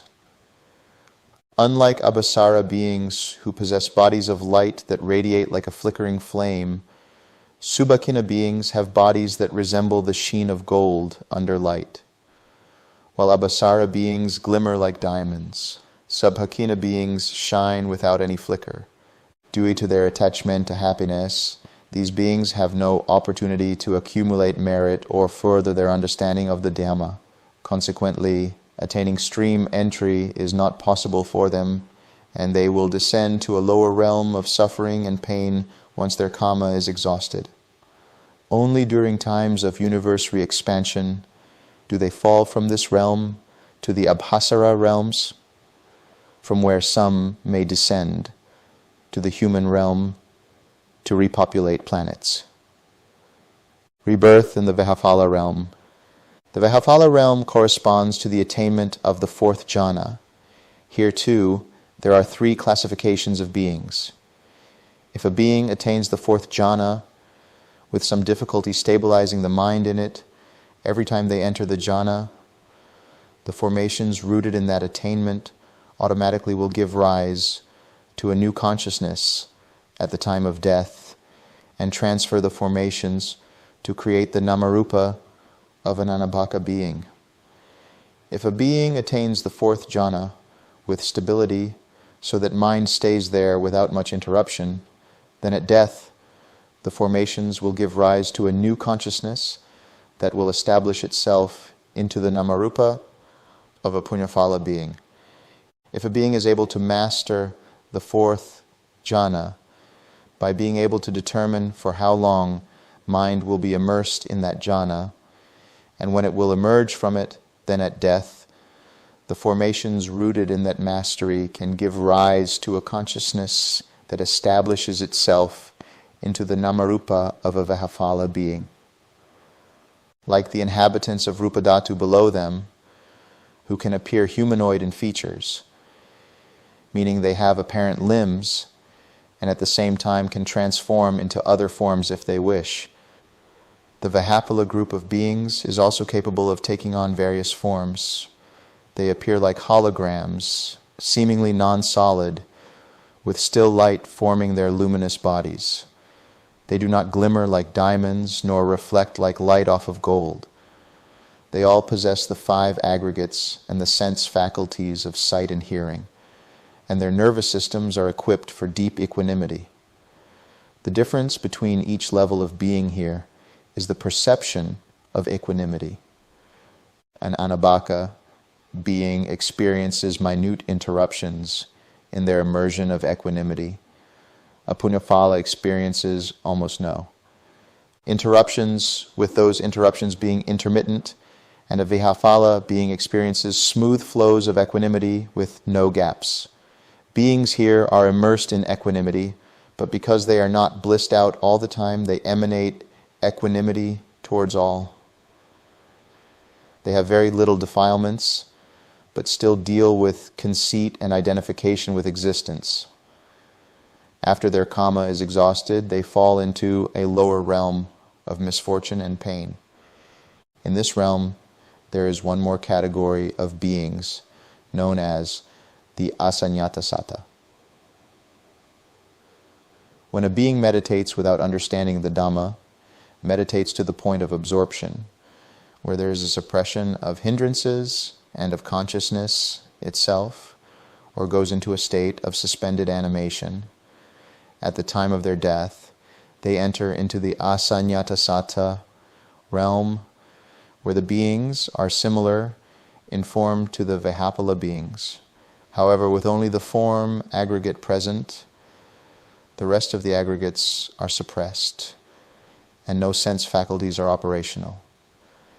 Whatever thought was last present before the being's suppressed consciousness, which thought becomes the impetus for the formations to arise at the end of one's lifespan, which gives rise to a new consciousness in the next rebirth, which will be of misfortune and pain. There is no recourse for anything here, just a long time of unconsciousness. There is one more level of existence in this Rupa Dhatu, which we will cover when discussing rebirth for Anagamas. Rebirth in the formless realms. Beyond the Rupa Dhatu realms lie the Arupa Dhatu, or formless realms. Beings who consistently practice and develop attachment to the ayatanas can, at death, give rise to consciousness that corresponds to the state they became attached to: infinite space, infinite consciousness, nothingness, and neither perception nor non-perception. If a being becomes attached to infinite space, at death, their mind naturally inclines towards expansiveness. The formations rooted in this attachment give rise to a consciousness that establishes into the realm of infinite space. Here, beings experience feeling, perception, and consciousness of infinite space. At the end of their lifetime in this realm, intention arises, directing formations that determine their next rebirth. For those attached to infinite consciousness, at death their mind becomes keenly aware of the arising and passing away of individual mind consciousnesses. Formations rooted in this awareness give rise to a consciousness that establishes into the realm of infinite consciousness. Here, beings experience feeling, perception, and consciousness of infinite consciousness. At the end of their lifetime here, intention directs formations for their next rebirth. If a being becomes attached to nothingness, at death their mind turns inward, aware of the absence of any presence. Formations rooted in this awareness of nothingness give rise to a consciousness that establishes into the realm of nothingness. Here, beings experience feeling, perception, and consciousness of nothingness. At the end of their lifetime here, intention directs formations for their next rebirth. For those who consistently enter neither perception nor non-perception, they develop formations rooted in attachment to this state. At death, their mind becomes dreamy, without fully formed formations, yet aware of itself as an I experiencing this state. This formation alone gives rise to a consciousness that establishes into the realm of neither perception nor non-perception. Here, beings have the aggregates of feeling, perception, and consciousness present, though not fully active. At the end of their lifetime here, intention directs formations for their next rebirth. These realms are the domains of rebirth for those who have not attained awakening. It's important to note that anagamas can exist in all the luminous form and formless realms due to a special condition. The specifics of rebirth for noble ones, including those who have reached at least the level of Sotapanna, as well as the special conditions allowing anagams to reside in these realms, will be further discussed in the section covering the Suddhavasa realms, where anagamis and arahants who have eradicated the taints reside. Abandoning the factors of Rupadhatu and Arupadhatu with right effort, when a being enters any jhana, the 5 hindrances are absent. This means there is no sensual craving, ill will, restlessness, sloth and torpor, or doubt present in the mind immersed in jhana. Consequently, defilements related to these hindrances are also absent, but defilements connected to identification, such as conceit, arrogance, self-infatuation, and carelessness, may still persist. If a being takes pleasure in the jhana not only because it feels pleasant, but also because it reinforces a sense of me, then their attachments to the jhana are rooted in conceit. From this conceit arises the craving for rebirth in a luminous form realm or a formless realm, driven by the desire for the corresponding jhana state. In the context of the Four Noble Truths, the conceit-based attachment to jhana represents the first noble truth of dukkha, the sense of I am enjoying or experiencing the jhana embodies the second noble truth of samudaya. The cessation of the I am through letting go is the third noble truth of nirodha, facilitated by relaxation and wisdom through practices like the 6 R's, which encapsulate the fourth noble truth of magga. How does one relax the sense of I am in jhana practice? Initially, there may be an intention to enter jhana through metta, karuna, mudita, or upekkha. If this intention starts with a subtle sense of self, then the jhana is already tainted by conceit. Instead, it is suggested to begin by keeping the mind open for a few moments, observing how the mind naturally gravitates towards feelings of joy or other jhana factors, or with one of the Brahma Viharas. The mind simply observes this process, and whenever it becomes distracted, the 6 R's are applied. This approach involves no effort driven by the self, just pure observation, without engagement, as if there is an awareness of the meditative state without identifying with it. It's crucial not to use this observation as a basis for reinforcing a sense of self. One should rest in the awareness of meditation and only apply the 6 R's when distractions arise.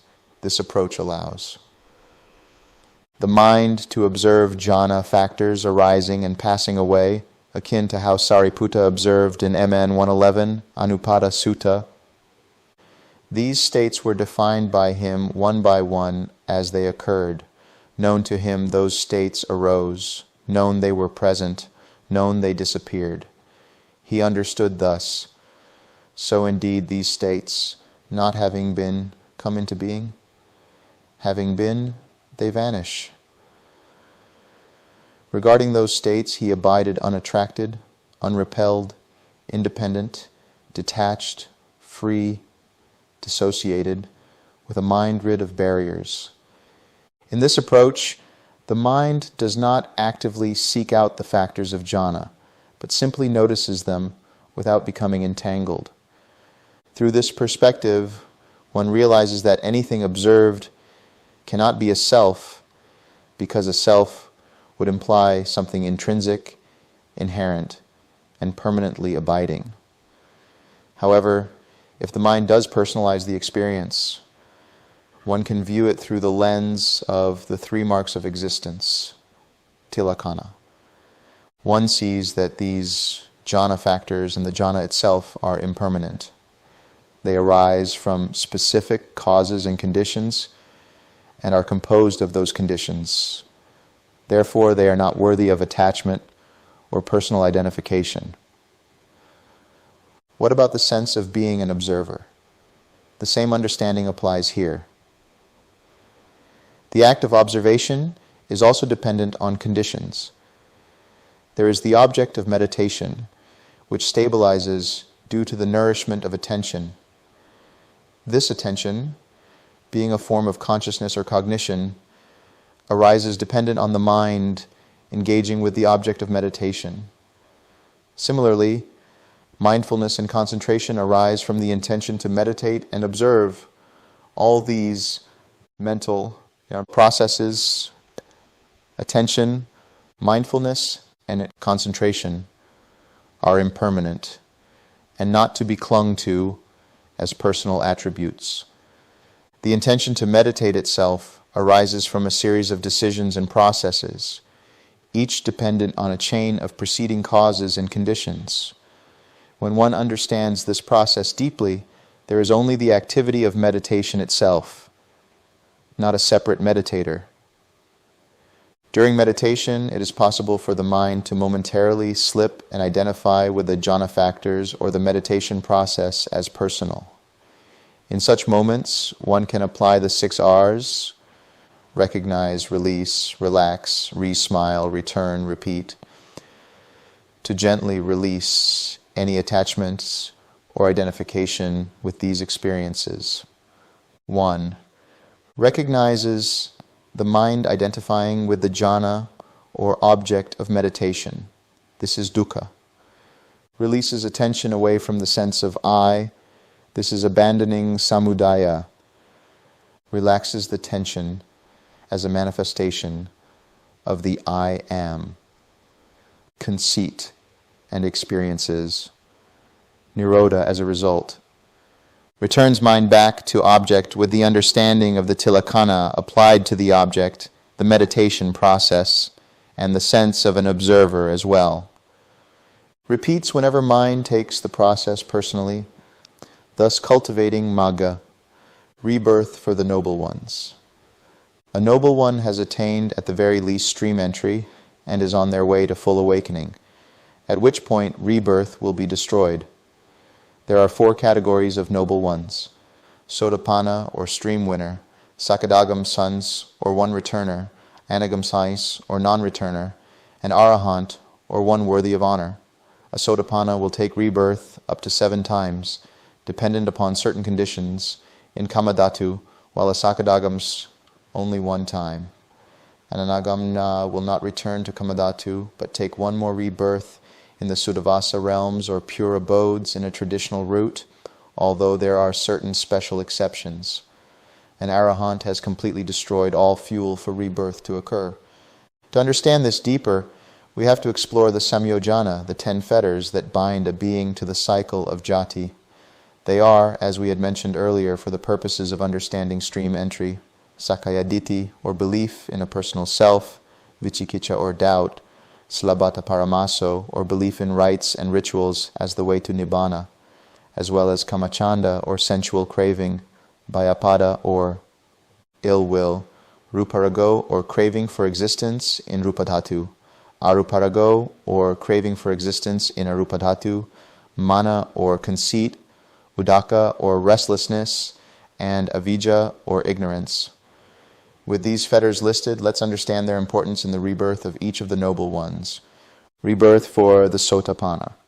According to AN 387, Dutiya Sika Sutta, there are 3 types of Sotapanna: the Satakatu Parama, or 7 times returner; the Kolankolo, or the family-to-family attainer; and the Ikabij, or the one-seater.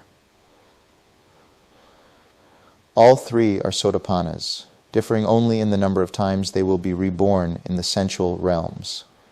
As a Sotapanna, as discussed earlier, one has destroyed the first 3 fetters, and 4 factors have led them to enter the stream. These factors include their unwavering faith in the Buddha, Dhamma, and Sangha. With such faith, they adopt and maintain the 5 precepts, abstaining from killing, stealing, engaging in sexual misconduct, lying, and using intoxicants.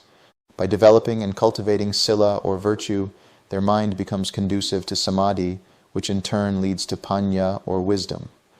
Through this process, they experience nibbana, breaking the first 3 fetters.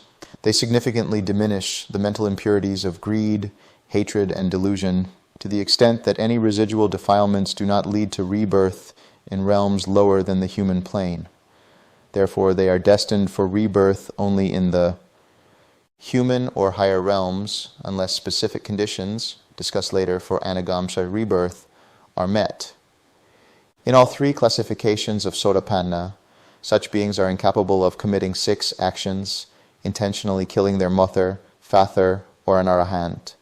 shedding the blood of a Buddha with malicious intent, creating a schism in the Sangha, or regarding someone teaching another Dhamma as their teacher. This is because they have firmly established right view in their minds, ensuring that any arising formations are grounded in this perspective. For the Satakatu Parama, they may be reborn up to 7 times in any sensual plane from human realms upward, as they work towards reducing and ultimately eliminating all defilements, reaching the state of Arahant, where conditions for rebirth are entirely eradicated. The Kolankolo may experience rebirth 2 or 3 times, often in noble families, where they enjoy the fruits of generosity and other virtues, living lives conducive to perfecting the path. The Eka Bijay will experience 1 more human rebirth, as a human birth during a Buddha's dispensation provides the optimal conditions for achieving full awakening. Rebirth for the Sakadagam. Unless they progress further to fully eradicate the conditions for rebirth within the same life, if one becomes a Sakadagam, they are subject to rebirth in either a human or Deva plane. The question arises, what distinguishes the once-returner from the one-seater? It is the degree of craving and aversion present in them. In the case of the Ekabiji Sotapanna, there remains a level of craving and aversion that may manifest in expressions that resemble outbursts, which are quite noticeable. An Ekabij may still display anger in a way that causes themselves and possibly others suffering, but they will promptly feel remorse and take steps to restore balance.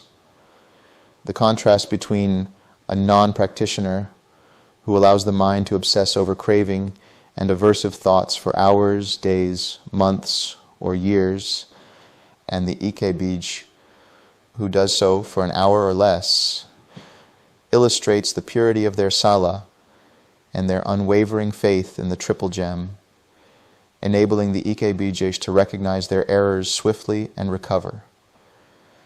However, the distinction between the one-seater and the once-returner represents more than a significant difference. It marks a profound leap in evolution. For the Sakadagam, they will inevitably experience craving and aversion, but at much subtler levels. They immediately recognize the arising of craving or aversion and can release it before it leads to verbal or physical expression, returning to a more wholesome state of mind. Instead of dwelling on or holding on to craving or aversion for an hour or even a few minutes, as might happen with the most advanced Sotapannas, the Sakadagam may hold on to it for mere seconds before letting go, owing to the development of their mindfulness. Rebirth for the Sakadagam is confined to the realms of Kamadhatu, ensuring they never descend to lower realms such as Niraya, Tirachanayoni, or Peta. Depending on their choices, the mental formations will give rise to consciousness leading them to a wholesome human or Deva existence, Namarupa, where conditions are conducive for further progress towards Anagam, or even Arahantship. Specific conditions may also allow a Sakadagamya to be reborn in higher realms, as discussed in the next section. Rebirth for the Anagam. When a being attains the state of Anagam, they have completely eradicated the fetters of craving and aversion. Therefore, such a being is termed a non-returner because they will not return to the worlds bound by sensual craving, thus foregoing rebirth in the realms of Kamadhatu. Instead, they have the potential for rebirth in the realms of Suddhavasa, the pure abodes. In N755, Purisagati Sutta, the Buddha outlines 7 possible outcomes of rebirth for an anagama using similes, with the ultimate goal being parinibbana, or full extinguishment. While the sutta initially describes 3 possibilities, they essentially represent variations of one process, articulated differently. Therefore, there are effectively 5 distinct possibilities for an anagamsa. The first possibility is antaraparinibbe, the attainer of full extinguishment, between existences. The second is Upahakaparinibbais, the attainer of full extinguishment upon landing. The third is Asankharaparinibbais, the attainer of full extinguishment without exertion. The fourth is Sasankharaparinibbe, the attainer of full extinguishment with exertion. The fifth is Udamsota Akanitagam, the one bound upstream toward the Akanita realm. The first four possibilities describe the process of attaining full awakening within one lifetime as consciousnesses arise and pass away moment by moment. The addition of the fifth possibility generally refers to the full awakening and extinguishment that occurs for an anagam through the process of rebirth between two lifetimes. For example, when an iron bowl has been heated all day and is struck, a chip might fly off and be extinguished. For example, when an iron bowl has been heated all day and is struck, a chip might fly off, rise up, and be extinguished. For example, when an iron bowl has been heated all day and is struck, a chip might fly off, rise up, and be extinguished just before it lands on the ground. And 755 Purisagati Sutta. In the case of the attainer of full extinguishment at the interval, the analogy of the chip that flies off can be likened to a consciousness arising from formations. At the moment of death, the anagama is mindful of death's approach and relinquishes all forms of identification, existential craving, and ignorance with equanimity. They perceive the tilakkhana, particularly the anatta aspect, observing the arising and passing away of consciousness dependent upon intention. The mind settles into quietude, experiencing the links of dependent origination without attachment or identification. The formations that would typically give rise to a new consciousness, and the new consciousness itself, are pure due to the absence of craving, conceit, and ignorance. The mind becomes serene, and the new consciousness fades away without establishing a new namarupa. It extinguishes in the interval between lives, where the anagama's last experience before the body's dissolution was witnessing dependent origination and experiencing nibbana directly. This experience automatically elevates the mind to the state of arahantship, eradicating existence and the cycle of rebirth entirely. As a result, the potential for a next life ceases to manifest. There is full extinguishment without any residual traces remaining. For example, when an iron bowl has been heated all day and is struck, a chip might be produced and fly up, and upon landing on the ground it would be extinguished. In 755 Purisagati Sutta, in the second case of the attainer of full extinguishment upon landing, the formations retain a faint trace of conceit. There remains just enough potency for a new consciousness to arise and establish itself in the namarupa of a pure abode being. However, as soon as this establishment occurs, nibbana manifests. The profound wisdom gained from witnessing the links of dependent origination influences the subsequent formations, which are now free from conceit. Consequently, the being dissolves immediately after attaining the state of arahant, with no further fuel remaining. At the spontaneous generation of aggregates and sense faculties, and with no residual fuel in the form of life force, ayu sankhara, the new arahant is completely extinguished without delay. For example, when an iron bowl has been heated all day and is struck, a chip might fly off, rise up, and fall on a small pile of straw or sticks. There it would produce a fire and smoke. But when it has exhausted that small pile of straw or sticks, if it gets no more fuel, it would be extinguished. And 755, Purisagati Sutta. In the third case of the attainer of full extinguishment without exertion, here the process is like the second, but because the namarupa of the spontaneously generated being has enough fuel for the process of existence to continue burning through the 5 aggregates. As the small pile of straw or sticks, the being is already an arahant and will experience total extinguishment upon the completion of the burning of the fuel of the ayu sankhara and the dissolution of the 5 aggregates at the end of the lifespan spent in the pure abodes. In other words, the difference between the second and third cases is that there is enough ayu sankhara present for the 5 aggregates to continue to burn in the latter. For example, when an iron bowl has been heated all day and is struck, a chip might fly off, rise up, and then fall upon a wide pile of straw or sticks.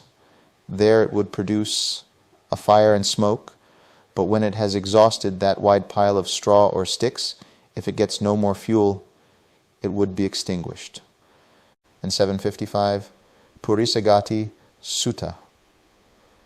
In the 4th case of the attainer of full extinguishment with exertion, at death the anagami hasn't fully let go of the fetters of conceit and ignorance, and so there is still some work to be done.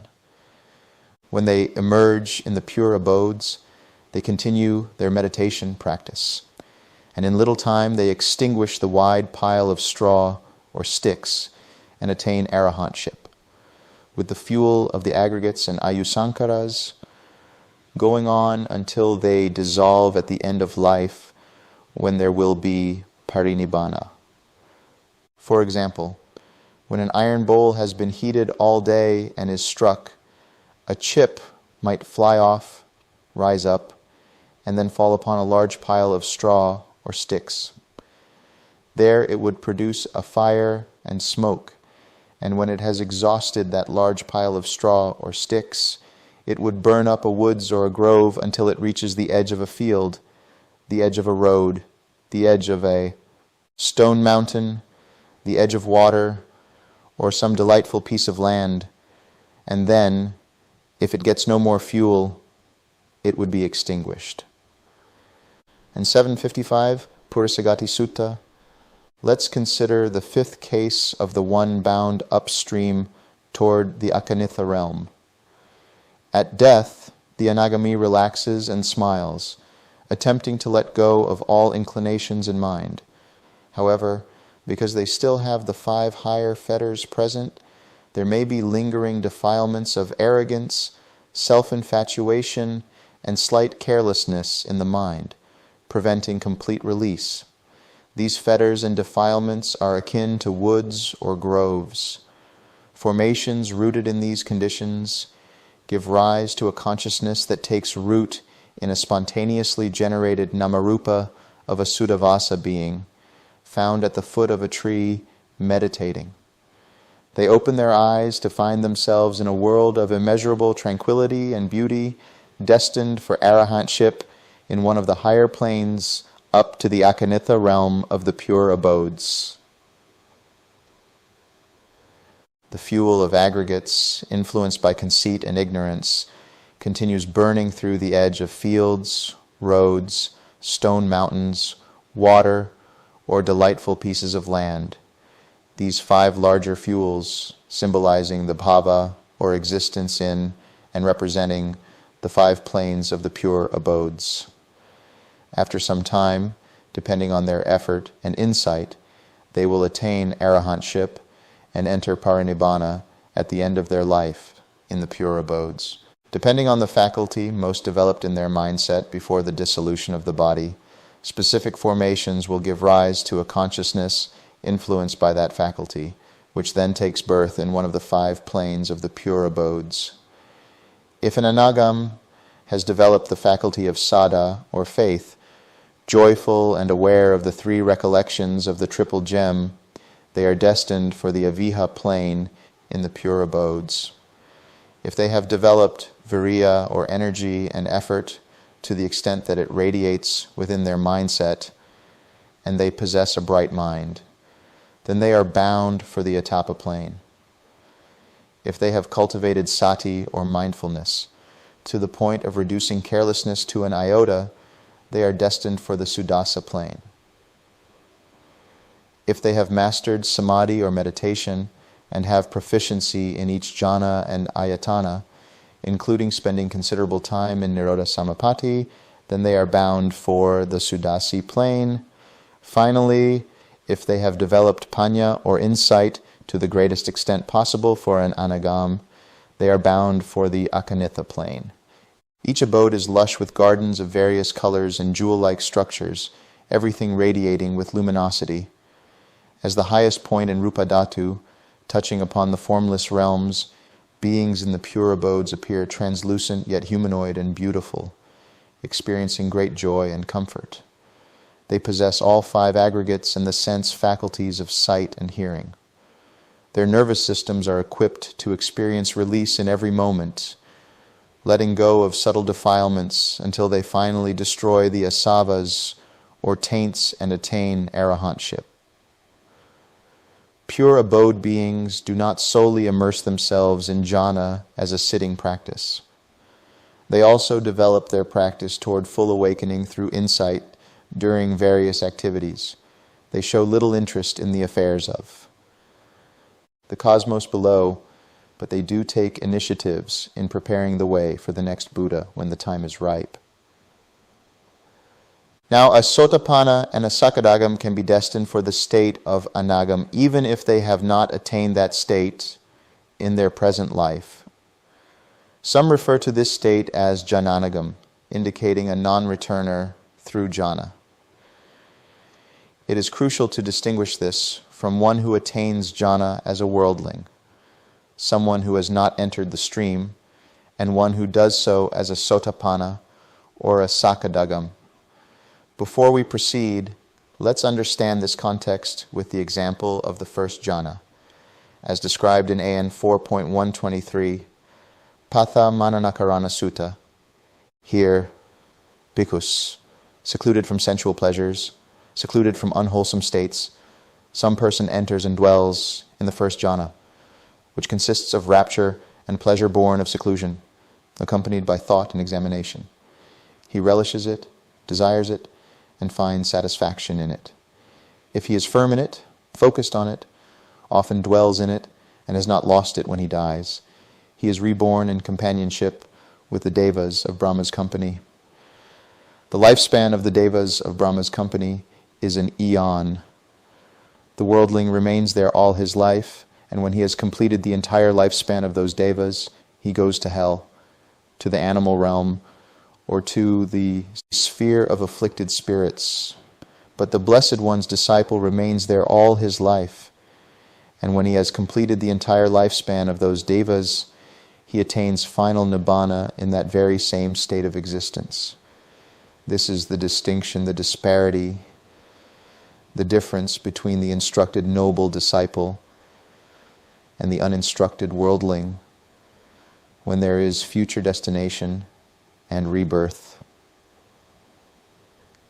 If a being who has not entered the stream develops the practice of jhana, at death, their mind will naturally incline towards the corresponding Rupadhatu realm due to the nature of their formations rooted in that consistent practice. However, because they have not established right view, and thus have not yet eradicated the first 3 fetters, they are susceptible to rebirth in a lower realm in subsequent lives. It's important to recall that during jhana, none of the 5 hindrances are present, specifically including sensual craving and ill will, which are weakened in the Sakadagam sas and eradicated in the Anagam.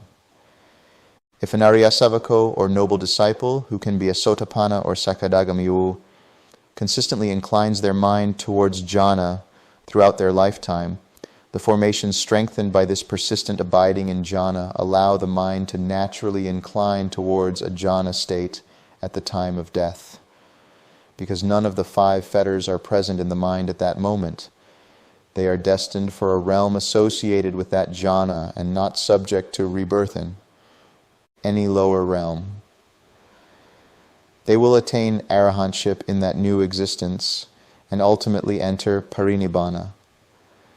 The same principle applies to the Sotapanna or Sakadagamai, who attains the first 3 ayatanas, as mentioned in AN 3116, Anenja Sutta. Here, bhikkhus, with the complete surmounting of perceptions of forms, with the passing away of perceptions of sensory impingement, with non-attention to perceptions of diversity, perceiving as space is infinite. Some person enters and dwells in the base of the infinity of space.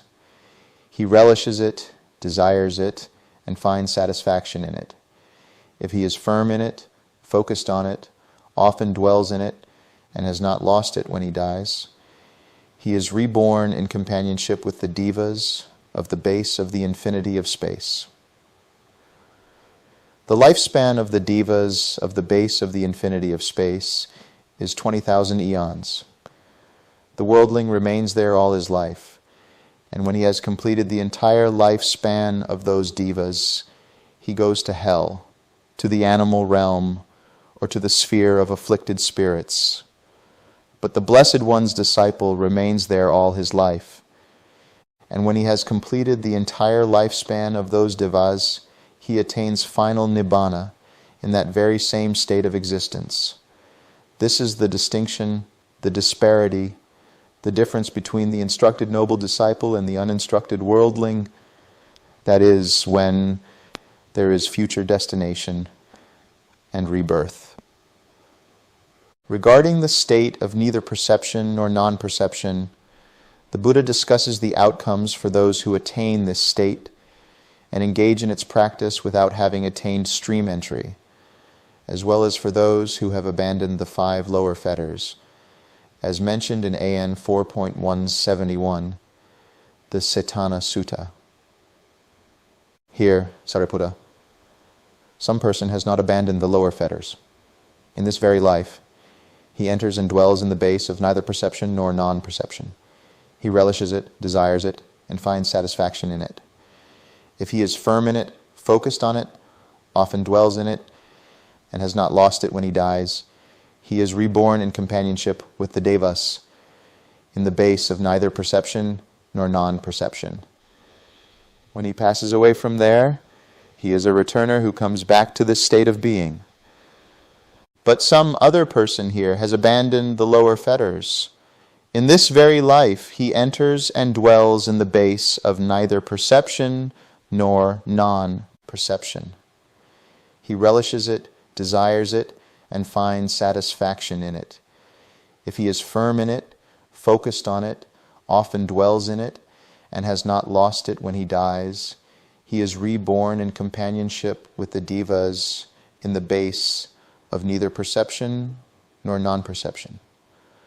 When he passes away from there, he is a non-returner who does not come back to this state of being. Someone who hasn't attained stream entry may achieve mastery in the ayatana of neither perception nor non-perception. However, because they haven't yet destroyed the first 3 fetters, attained nibbana, or established right view in their mind beforehand, they remain liable to be reborn into a lower realm. On the other hand, one who has abandoned the lower fetters can be a sotapanna, sakadagamas, or anagam, depending on the number of fetters they have eradicated. This means that even a sotapanna or sakadagam, having developed mastery in the ayatana of neither perception nor non-perception, can advance to become a non-returner. This is because they have eradicated the first 3 fetters, and at the time of death, the absence of the fetters of sensual craving and ill will allows their mind to naturally incline towards that ayatana. Due to the formations automatically arising from continual practice in that state during one's life, at death, those formations will give rise to a rebirth in the highest formless realm as an anagam. From there, upon the arising of intention, the taints will be destroyed, and they will enter parinibbana. The automatic attainment of full awakening in a jhana realm or ayatana realm occurs because all defilements are eradicated by the wisdom generated in that state, and the mind eradicates all remaining higher fetters in that realm. As for an arahant, there is no return to any state of existence. They have completely eradicated all conditions for future rebirth. So it is not appropriate to discuss rebirth for an arahant. Arahants arise in the human realm, the pure abodes, and the realms of form and formlessness under certain conditions, as we have seen. An anagami who passes away in the diva realms will proceed directly to the pure abodes, eliminating the possibility of an arahant arising in the diva realms, unless such realms are visited by beings from other planes of existence. Quantum rebirth and abandoning its factors with right. Effort. The quantum or micro level of rebirth is a step in the series of dependent origination where expression arises. At this level, there is no preventability or reversibility. The action committed as rebirth of action dependent upon preceding links is irrevocable. Rebirth here is like having let go of the arrow from the bow or the bullet from the gun. Now that it's done, one is no longer able to call it back. Jati in this context is the expression of speech and action that cannot be taken back. If it has been conditioned by intention, fettered by craving, and hindered by ignorance, then it will produce some sort of effect that the mind may take personally in a subsequent moment, unless one uses mindfulness in that next moment to let go of the identification process. Birth of action, if it is unfettered and unhindered, will not produce kama that binds further any dukkha. Dukkha may still arise due to some reaction from outside in the form of a situation or a person's response. But if the mind sees it as an effect that is not to be held on to, then the effect will process right then and there and dissipate bit by bit, whereby the intensity will reduce to a negligible and finally non-existent level. This can take several cycles depending on the situation and kama. All the while, the mind sees it without involvement and with understanding, using the lens of the tilakkhana.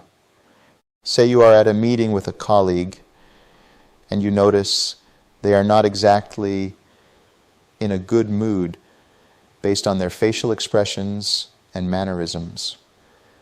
One can choose to take that personally and thereby cling to an idea around it. Now craving and clinging have come into play. The former through taking it personally, and the latter by starting to proliferate mental stories around it. Perhaps thoughts about the other day when you said something to them come up and you try to analyze what you may have said to them that might have upset them, or you go inward and start to feel bad about yourself, thinking they're right in their judgment via their expression. Then comes the thought that you should not be treated in this way, even though in reality they haven't said anything yet to confirm such treatment. This is a part of tendencies that emerge with the ideas rooted in conceit and now your frame of mind. Therefore, your habitual tendency to see this person as being mean-spirited or upset colors your perception of reality. You are the victim here, your mind says. This whole process is bhava. Your colleague then asks you, "So did you get that project done?" You then misinterpret their tone by taking that personally and then react in a rude manner based on personalizing that question, clinging to self-views, and reacting from the habitual tendencies rooted in conceit, aversion, and ignorance that are present in the link of bhava. Your mind processes it as, what are they getting at? Are they taunting me? What gives them the right to ask me that? All of this stems from having misperceived their facial expression. In this hypothetical scenario, when you took the Vedana of the sight of them as being irritated or upset, you chose to identify with that as something affecting a you, that you are somehow responsible for it. This identification is the tanha or craving. When you start to think about what is it that could have caused this and start to conceptualize all sorts of ideas about it, this is upadana or clinging. When you become distraught, your state of mind is now rooted in this unpleasant existence, and there are now bubbling up anusayas, or underlying tendencies which make up bhava, or being. Now you have a self that is fully worth defending according to this very self, which is made up by bhava. The next Vedana of the colleague's words have already set a chain reaction, because now the formations that arise from contact of hearing those words, conditioned by that bhava, clinging and craving in the previous moment, only further strengthens the fetters of craving, conceit, and ignorance, giving rise to a consciousness already cognizing with a pair of lenses that seek to confirm the fettered bias, and thus provide the likelihood of the arising of the next set of craving, clinging, and bhava. Now there's no mindfulness present for you to be able to stop from reacting. That reaction of saying something rude to them is the birth of action. The result of that is the dukkha in the form of the colleague reacting negatively. With this illustration, one can see that it's much easier to notice the Vedana without projecting onto it your views of that Vedana than it is to notice the craving. Much easier to see the craving of identification arising than to see the clinging where a flurry of thoughts engages the mind. Much easier to recognize this flurry in order to stop it than to recognize the mind brooding in the existence of a self that is hurt by the colleague's question, and much easier to pinpoint this identification with that momentary existence as a hurt self than to understand the bubbling up of the expression about to arise as birth of action conditioned by the underlying tendencies. It's impossible, however, to take back the expression of that speech conditioned by unwholesome intentions, and thus one suffers the consequences of their actions in the form of rebirth in a new existence where now the colleague sees you as aversive and reacts in a like-minded manner. That consequence is also dukkha. All of this happened in a span of microseconds. If one were able to 6R the craving popping up in Vedana itself, one could have returned to a more balanced mind and waited to see what the colleague would do or say before jumping to conclusions. If not at that link, one could 6R at the jumping to conclusions that occurs via clinging, and if not at clinging, one could 6R and let go of the idea of self that is hurt at bhava, from where the underlying tendencies arise, to launch the birth of action. But it must be noted, the easiest level to apply the path is at the level of Vedana, where one can let go of samudaya and experience release from any identification, and thus experience nirodha.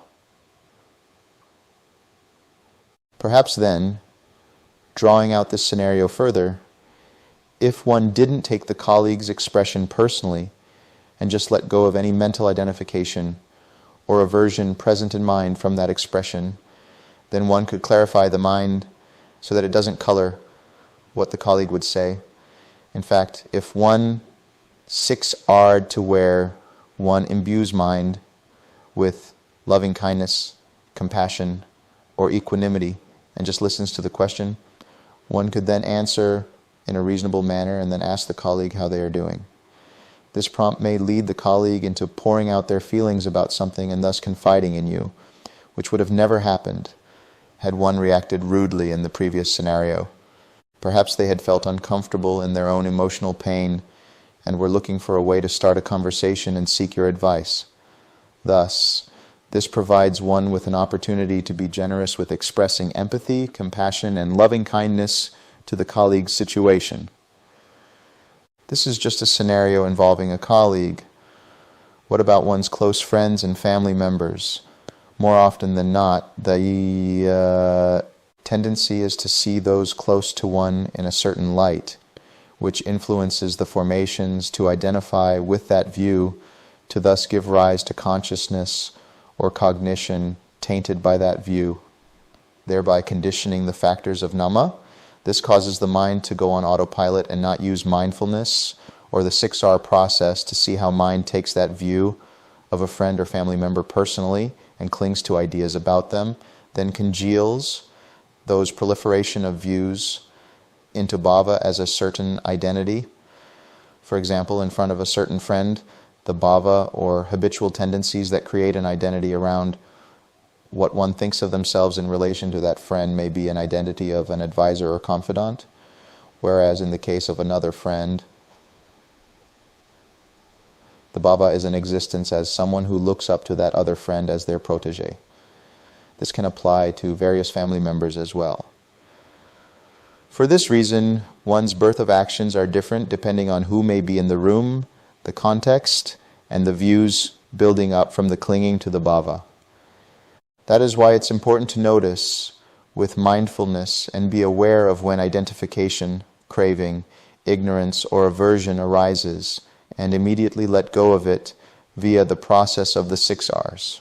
So, while one cannot 6 R the jati of action itself, one can let go and abandon the preceding links so that the birth of action is not embedded in fetters, but rooted in wisdom, thus preventing the further arising of dukkha in subsequent choices and moments. Therefore, using the 6 R process, 1. Recognizes any of the links of craving, clinging, or bhava as dukkha, releases attention from them, and abandons samudaya, relaxes the tension in mind and body as a manifestation of those links, and thus experiences nirodha, re-smiles if appropriate for the situation, and uplifts the mind with thoughts of loving kindness, compassion, joy, or equanimity, returns to the awareness of a brahmavihara if appropriate, or to the experience of nirodha after having relaxed, repeats any time mind drifts towards one of the links of craving, clinging, or bhava, and thus cultivates magga. There is another level of rebirth that doesn't span microseconds, nor occurs from lifetime to lifetime, and although it can be seen as a pattern spanning lifetimes, if one were to access past lives, it can clearly be seen with careful reflection within one lifetime. This rebirth is the arising and passing away of similar behavioral and situational repetitions in one's life, even if places, time, and circumstances may be different. A situation that arises may seem to have underlying patterns. One may befriend certain types of beings with like-minded tendencies, or find themselves in relationships that seem to follow a color-by-numbers structure, or even within one's family. One may encounter certain situations of conflict, not only dependent upon topics of discussion that ignite the arguments, but also because of behavioral tendencies found in bhava that erupt in those moments. In other words, we are now entering into the territory of the proximate cause of jati, which is bhava, which we will explore further in the next chapter. What's important to consider here is to notice these rebirths of situations, and how bhava arises in similar ways at those times to cause them. This form of rebirth is in the vein of doing the same thing over and over again, but expecting different results, which is a quote in the novel Sudden Death by Rita Mae Brown. What one can understand from the context of this quote is that dependent on bhava or existential patterns of thought and behavior, one may seem to approach similar events, such as relationships, which end up breaking for the same reasons, or where one finds themselves always at the same or similar endpoint of certain situations. These are all examples of rebirth of situations, and while they are not formally under the classification of jati, they are important to consider as we transition to the next chapter. When one is able to see birth into a similar situation that is dependent upon habitual tendencies in bhava, one would then be able to stop that rebirth from happening again, and thus break the continuation of that same karma, instead of perpetuating it by acting from that same bhava. Through the 6 R's, 1. Recognizes the pattern of a similar situation as dukkha, releases one's attention to it, thus abandoning samudaya of that, relaxes tension as a manifestation of that bhava, which is actually the cause of that similar situation through habitual tendencies, and then experiences nirodha in that moment, re-smiles or uplifts the mind, to make it collected and more mindful. Returns with this new mindfulness to the mind of relaxation and nirodha, and takes action rooted from there, thus breaking the cycle of the same reactions to those situations rooted in fettered bhava, clinging and craving. Repeats whenever one senses the mind starting to access the same patterns of bhava, and thus continues cultivating magga. With the above understanding of birth, which is dependent upon patterns in bhava, we will explore the preceding link called Being Bhava in the next book in this series.